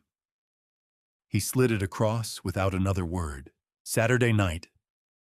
I sat with Owen at the kitchen table with takeout containers from the Thai place on Carteret Street. Between us and the house, quiet around us. Good quiet, the old kind. The kind that had lived here before any of this. He ate without being asked if he was hungry. He sat in his own chair without checking whether that was allowed. "Dad," he said. "Yeah." "Is it going to be okay?" I looked at my son across the table. He looked tired, the way a person looks tired when they've been tired for a long time, and they're finally somewhere safe enough to show it. "The next couple of days are going to be strange," I said. "But after that, yeah, it's going to be okay." He nodded slowly. "Then, is Mom's watch safe?" I reached into my shirt pocket and set it on the table between the takeout containers. He looked at it for a long moment. His jaw worked. He didn't reach out to touch it. Just looked the way you look at something you're not ready to hold yet, but need to know is there. "Good," he said, and picked up his fork. One more day. They were coming home Sunday, and every piece was in place. Sunday, October 20th, 2024. 2:15 in the afternoon. Owen was next door at the Morrisons. Dennis sat at the kitchen table with 2 stacks of paper-clipped documents. Ray was on the front porch with a coffee positioned where he could see the street without appearing to watch it. I was at the living room window. 30 years of long haul teaches you how to wait, not passively, but actively, holding everything steady while the situation resolves around you. Drivers who fight the wait burn out before the load arrives. I was very practiced at holding still. The rental car turned onto Marsh View Lane at 2:47. Serena was out before Frank had the engine off. Sunburned shoulders, resort tote bag, the smile of someone who had spent 5 days being looked after and expected that to continue right through the front door. "Baby." She came up the walk with her arms open. "What are you doing home? I thought Charleston wasn't finished until—" "It ended early," I said. "Come inside." Something moved across her face, quick, involuntary, a calculation she didn't mean for me to see. Gone in under a second. Hi, is everything okay? You seem... Come inside, Serena. All of you. Gloria behind Devon Frank. Behind Gloria Darlene last with a duty-free bag laughing at something. All of them sunburned and loose-limbed, the body language of people returning from something they believed they'd earned. The laughing stopped at the door. Dennis stood up when they walked in. He had the particular stillness of a man who doesn't need to fill a room with noise to occupy it fully. Mrs. Webb, I'm Dennis Kowalski, family law and asset protection attorney representing Marcus Webb. He set the first document on the table. This is a court-issued order freezing all joint accounts and the secondary transfer account effective Wednesday, October 16th. You cannot access those funds until further court order. Serena's face moved through 3 expressions in 1 second: genuine confusion, then the performance engaging the soft eyes and chin tremble that had worked on me for 2 years, then something harder breaking through when she realized the man watching her wasn't deciding what to believe. He'd already decided nothing at all. Marcus, what is... Let him finish, I said. This is an emergency protective order covering Owen Webb issued Thursday morning. It prohibits unsupervised contact between Owen and each individual in this home. Violence. Dennis reached into the folder. And this. He placed the black notebook flat on the center of the table. The room changed. Gloria Voss looked at that notebook, the way a person looks at something they buried deep and built a life on top of. Her hand went to her throat, involuntary, the reach of someone checking for something that isn't there anymore. Where did you get that? She said, not a question.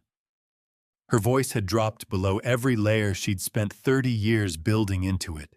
The church warmth, the grandmother patience, the woman who remembered everyone's coffee order.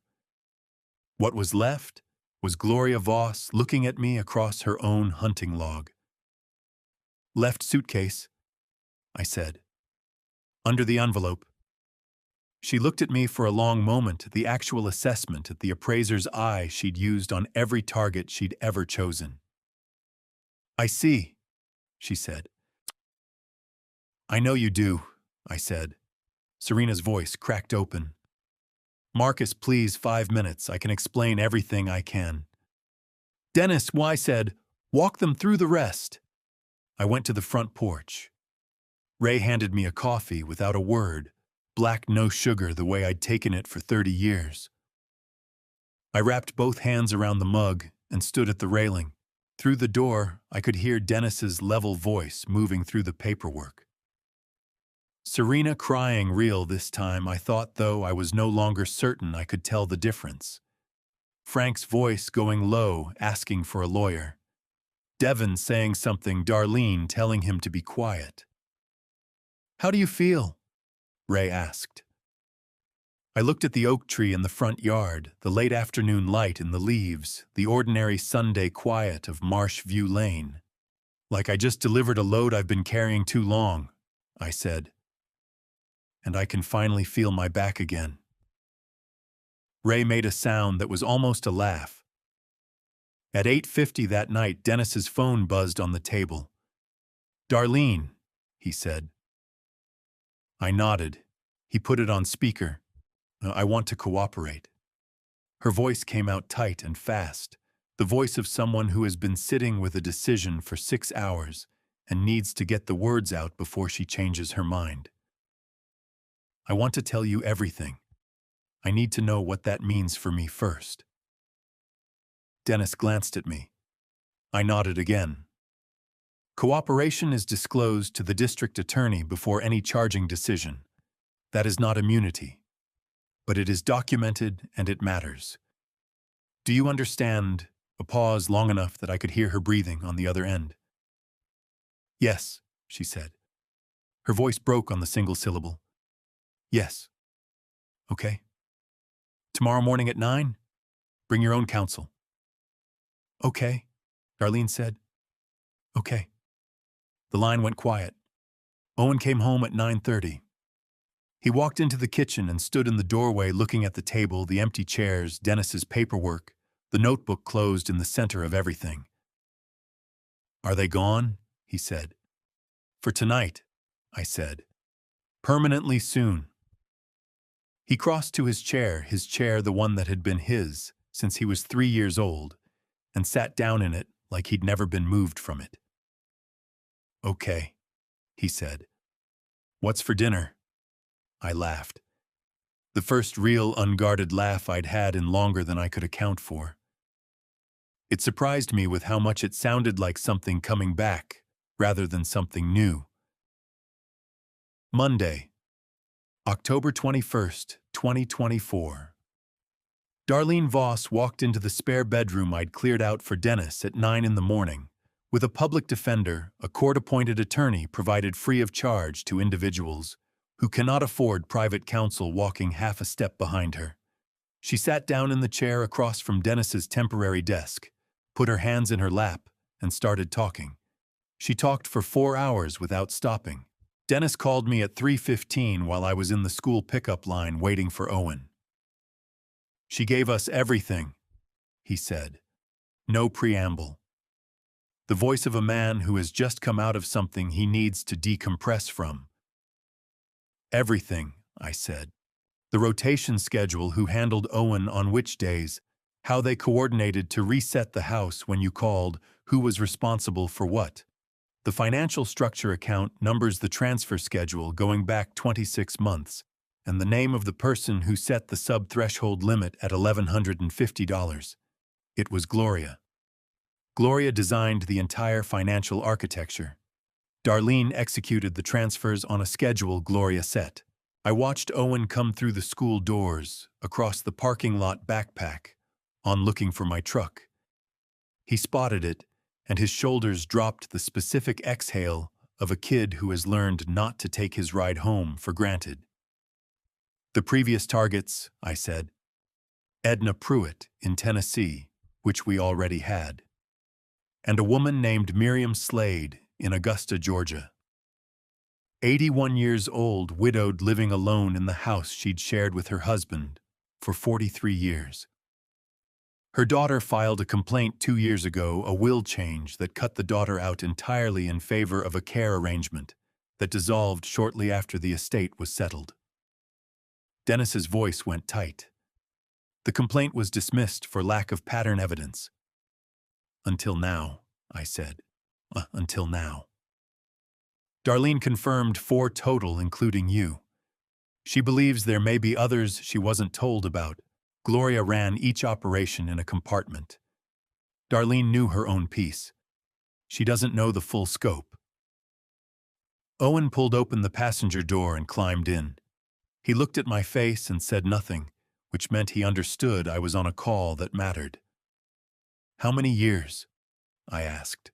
"That's for the DA to decide," Dennis said. But Marcus 4 confirmed victims across 3 states, documented pattern racketeering charge, a cooperating witness, a hunting log in the defendant's own handwriting, and a 78-year-old woman in Tennessee willing to testify. A pause. "Gloria Voss is going to be in a courtroom for a very long time." I hung up. Owen looked at me from the passenger seat. "Good news or bad news?" he asked. "Good," I said. "All good." Dennis called again at 4:30. His voice had a different quality this time, not the professional debrief tone, but something quieter underneath it. "Serena tried to access the joint account at an ATM in Columbia this morning," he said. "Declined. She tried a second account, the one in Myrtle Beach, at 2 o'clock. Also declined." He paused. "She purchased a one-way ticket to Miami. 6:15 flight out of Charleston International." My hand tightened on the phone so hard my knuckles ached. "She didn't make it to the gate," Dennis said. 2 Beaufort County deputies were at the security checkpoint. Her carry-on had $14,000 in cash, bundled, rubber-banded. One way to Miami, I said, with 14,000 in cash. The deputies said she told them there was a misunderstanding. A brief pause. There wasn't one. I sat down on the back porch step, the same step Owen had been sitting on in Earl's photograph, the one dated October 14th, while his birthday cake was being eaten inside. I sat there and held the phone and let the information settle into me the way information does when it confirms something you already knew but hadn't yet been able to say out loud. Marcus, Dennis started. I'm okay, I said. I'm genuinely okay. And it was true. Not the way Owen used to say it. The careful, managed okay of a person protecting someone they loved from the real answer. The actual version. The okay that means I know exactly where I am, and I can work with it. Dennis called a third time that evening at 6. Edna Pruitt's granddaughter drove down from Knoxville this afternoon, he said. They sat together in Edna's kitchen and went through everything, the notebook page, the financial pattern, the statement Darlene gave this morning. How did she take it? I asked. Sure, she cried, Dennis said. About 10 minutes. Then she blew her nose and she asked my colleague for a pen, and she signed every page of the formal complaint. His voice went quiet in a way it hadn't been all day. She said my colleague wrote this down word for word. She said, I want other people to know they're not crazy. I want them to know someone finally saw it. My throat closed. Someone finally saw it, I said. Someone finally saw it, Dennis said. I knocked on the door of the in-law suite at 7:30 that night. Frank opened it.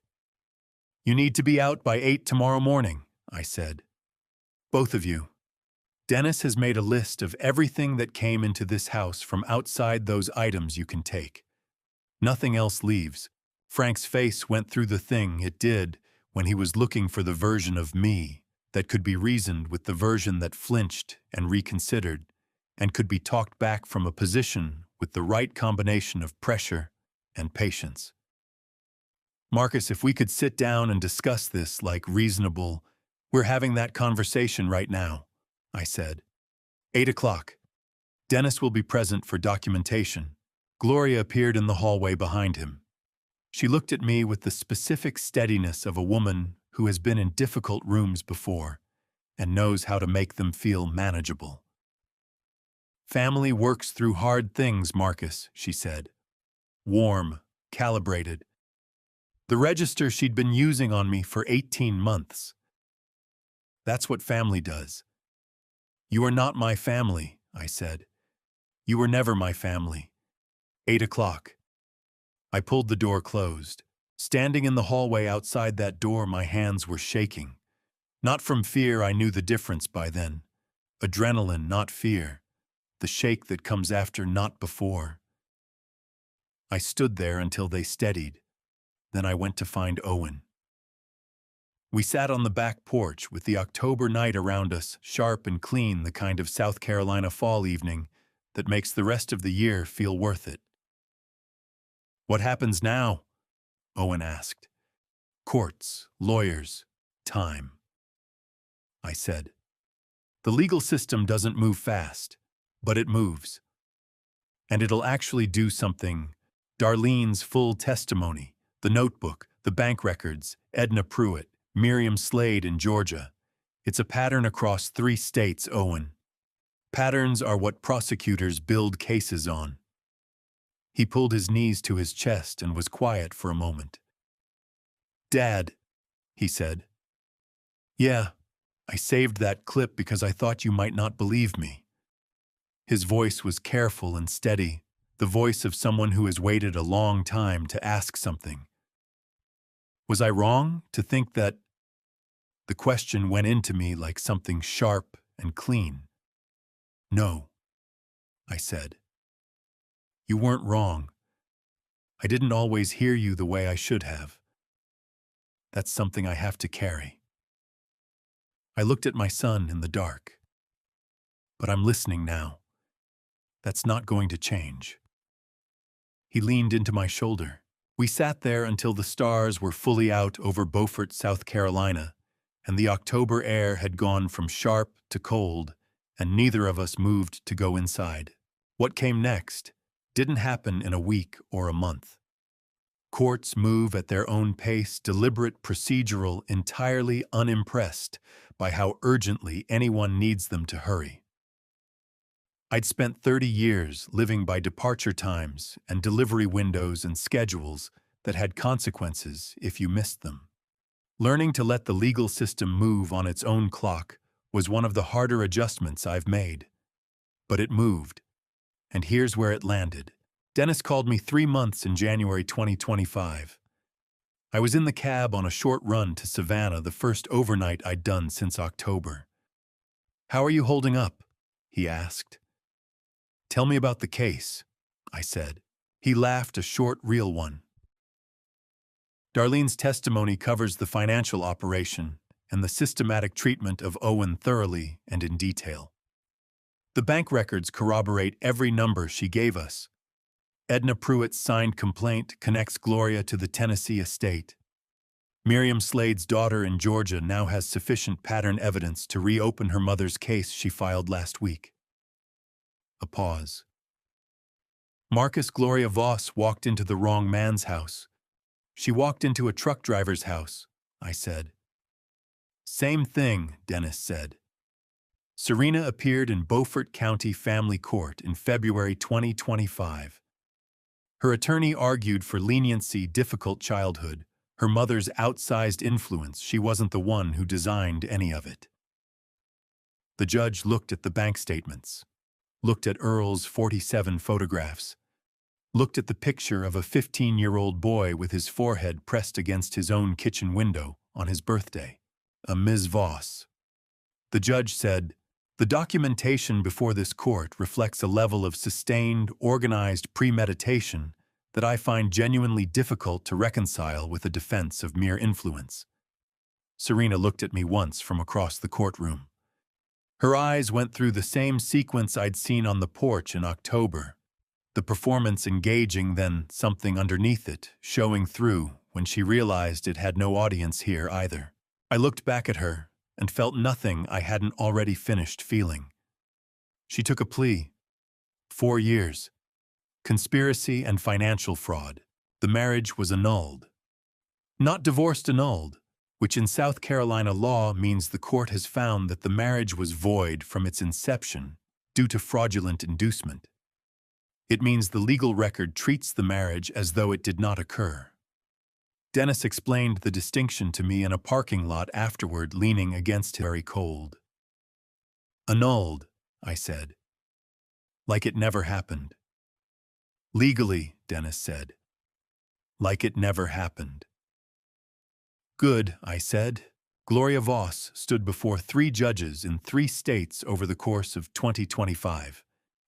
In Tennessee, Edna Pruitt sat in the front row of the gallery with her granddaughter beside her, clutching her purse with both hands, watching every minute of testimony with the focused attention of a woman who has waited 2 years to see something confirmed out loud.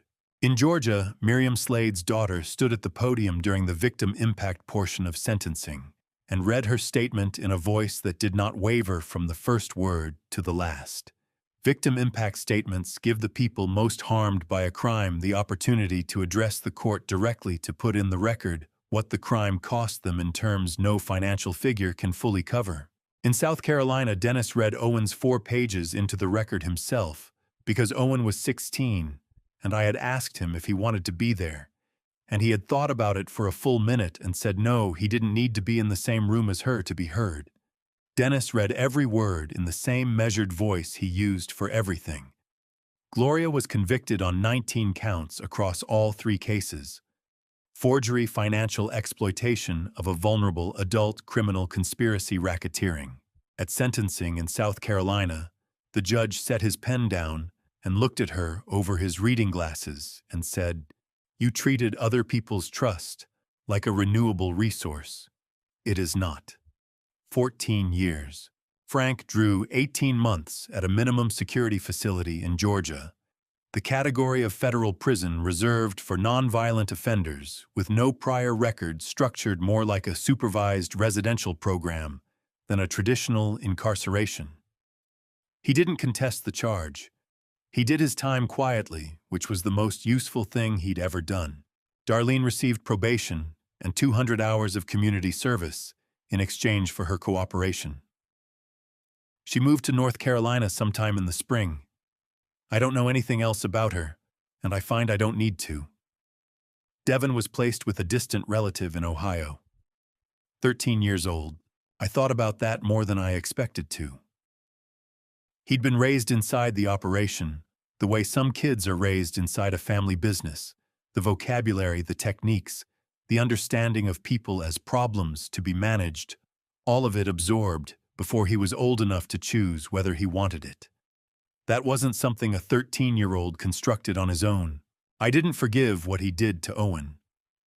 I'm not sure forgiveness is something I owe Devon Voss, but I held a small, deliberate space for the fact that he'd been taught, and that taught things can sometimes be untaught, and that 13 years old is young enough for that to still be possible. We repainted the kitchen in March.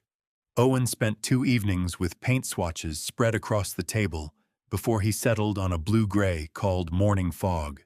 "Stu, you sure?" I asked, holding it up against the wall. "It's our house," he said. "We can make it whatever we want." Ray drove down from Savannah for the weekend. Betty Morrison brought lunch both days without being asked. Sandwiches on Saturday, a full pot of soup on Sunday. Earl sat in a lawn chair in the backyard and offered opinions on the trim color that nobody solicited and everyone appreciated, including me. At the end of the second day, Owen stood in the kitchen doorway, looking at the new walls, drying his hands on a paint rag.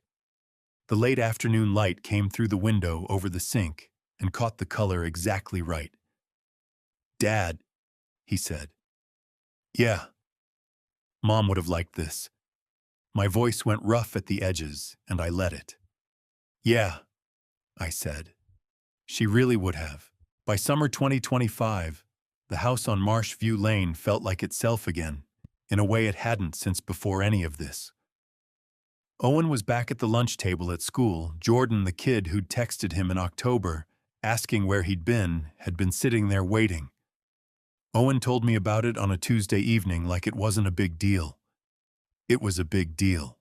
Claire's watch had been in my left shirt pocket every single day since I'd found it in Serena's nightstand. The pocket where the logbook lives, the pocket closest to where I'd carry something I needed to keep safe. Owen's 16th birthday was 3 weeks away.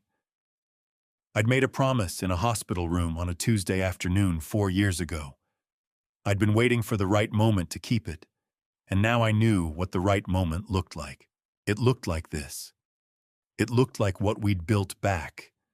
It looked like a kitchen painted the color Claire would have chosen, and a boy who had earned every word she'd ever written down for him. It was time. October 14th, 2025. Owen's 16th birthday. I was up at 5:30, standing at the kitchen stove in the dark, with the coffee going and eggs on the pan, scrambled with cheddar and green onion, the way Claire used to make them. The way I'd made them for Owen on the morning everything came out a year ago. Some mornings you want to fill a house with the smell of something good before anyone else is awake to ask you why. Ray and Dennis arrived together at 8. Ray coming through the front door without knocking the way he'd done for 20 years. Earl and Betty Morrison were 5 minutes behind them, Betty carrying a covered dish that smelled like the coffee cake she made every time something in her life warranted one. Owen came downstairs in socks and a sweatshirt, hair going in 3 directions, and stopped at the bottom of the stairs when he saw the kitchen full.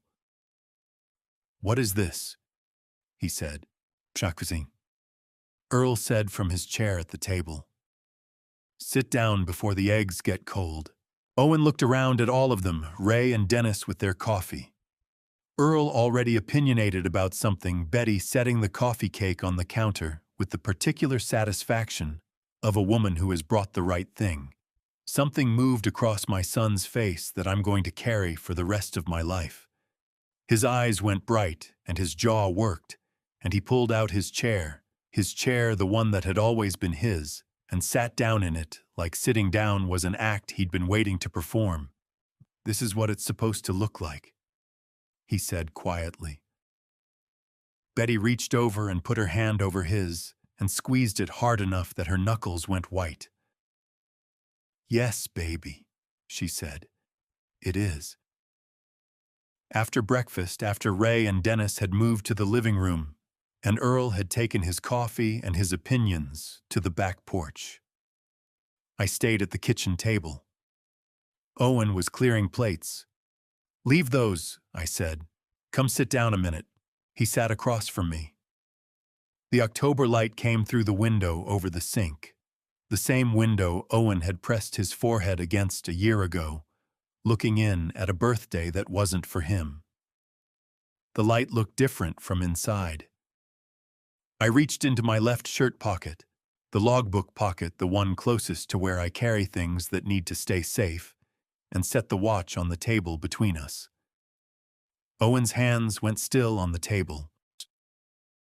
"Your mom wanted me to give it to you when you were ready," I said. "She didn't tell me how I'd know, but I know." He picked it up.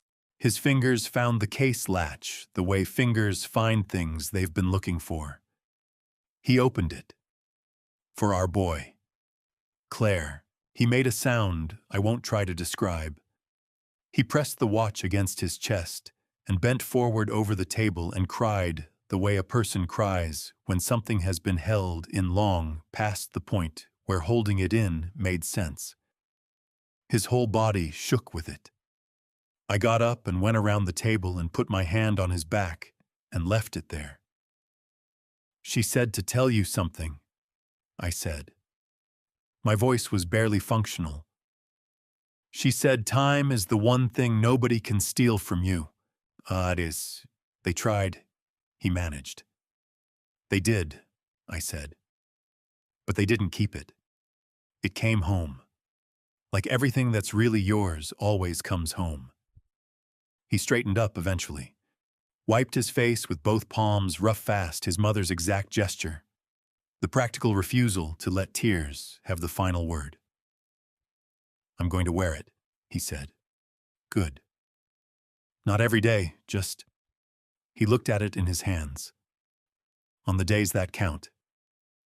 "That's exactly right," I said. He reached into his hoodie pocket and set the shoebox on the table. Claire's notes. He'd carried it up from his room. "There are 9 left," he said. "I've been reading one every morning. I didn't tell you." "I know." "Should I read them slower? Make them last." I looked at my son across the table. "Read one every day," I said. She meant every single one, all the way to the last. He put the box back in his pocket. An hour later, Ray and Dennis were loading up to head back to Savannah. I needed to move the truck out of the driveway. I got in, started the engine. 30 years of habit, check the mirrors before you move. I looked in the rear view. Owen was on the porch. Socks, sweatshirt, the watch chain just visible at his collar. He raised his hand. One slow wave, unhurried, deliberate, the exact gesture his mother had made from this same porch for 20 years. I turned off the engine, got out, walked back up the driveway. Owen watched me come. "Forget something?" he asked. "Yeah," I said. "I forgot I don't have anywhere I need to be right now." He moved over on the porch steps to make room. I sat down next to him. The October light came through the oak tree the way it does in South Carolina in the fall gold, and unhurried, the kind that doesn't apologize for being exactly what it is. We sat there for a while. Neither of us said anything, and neither of us needed to. There are 9 notes left in that box. 9 mornings where Owen opens it and finds his mother's handwriting and reads the same thing she wrote him every day she was alive, and every day she knew she wouldn't be. "I'm proud of you today. I used to think of that as a countdown, a diminishing thing. I don't anymore. She wrote enough to last. She knew her son. She knew what he was going to need, and she made sure it would be there. She always knew what she was doing. She always did. I'm just a truck driver. I spent 30 years reading roads, and I almost missed the most important thing happening inside my own house. If this story taught me anything, it's this: quiet is not the same as blind. I stayed quiet too long, not because I didn't love my son, but because I was afraid of what I'd have to do if I admitted what I was seeing. Don't be like me. Don't wait for a midnight laundry pile to tell you something is wrong. Watch the small things. The chair at the end of the table. The kid who says, "I'm fine," in a voice that means the opposite. I'm not a perfect father, but I came home early enough to still matter. And I genuinely believe that God put me on that road at that hour for a reason. These grandpastories aren't just about family revenge. They're about what happens when ordinary people stop absorbing and start paying attention. This revenge story isn't one I'm proud of living through, but I'm proud of how it ended. If Owen's story stayed with you, if you've seen something like it, or lived something like it, leave a comment below. Your words might be exactly what someone else needs to read today. Share this with someone who needs to hear it, and if these grandpastories speak to you, subscribe so you don't miss what comes next. Every story we tell here is another family revenge worth witnessing. Thank you for staying until the end. It means more than I can say. The stories ahead contain some fictional elements crafted for educational purposes. If that's not for you, no hard feelings. Choose what feeds your soul.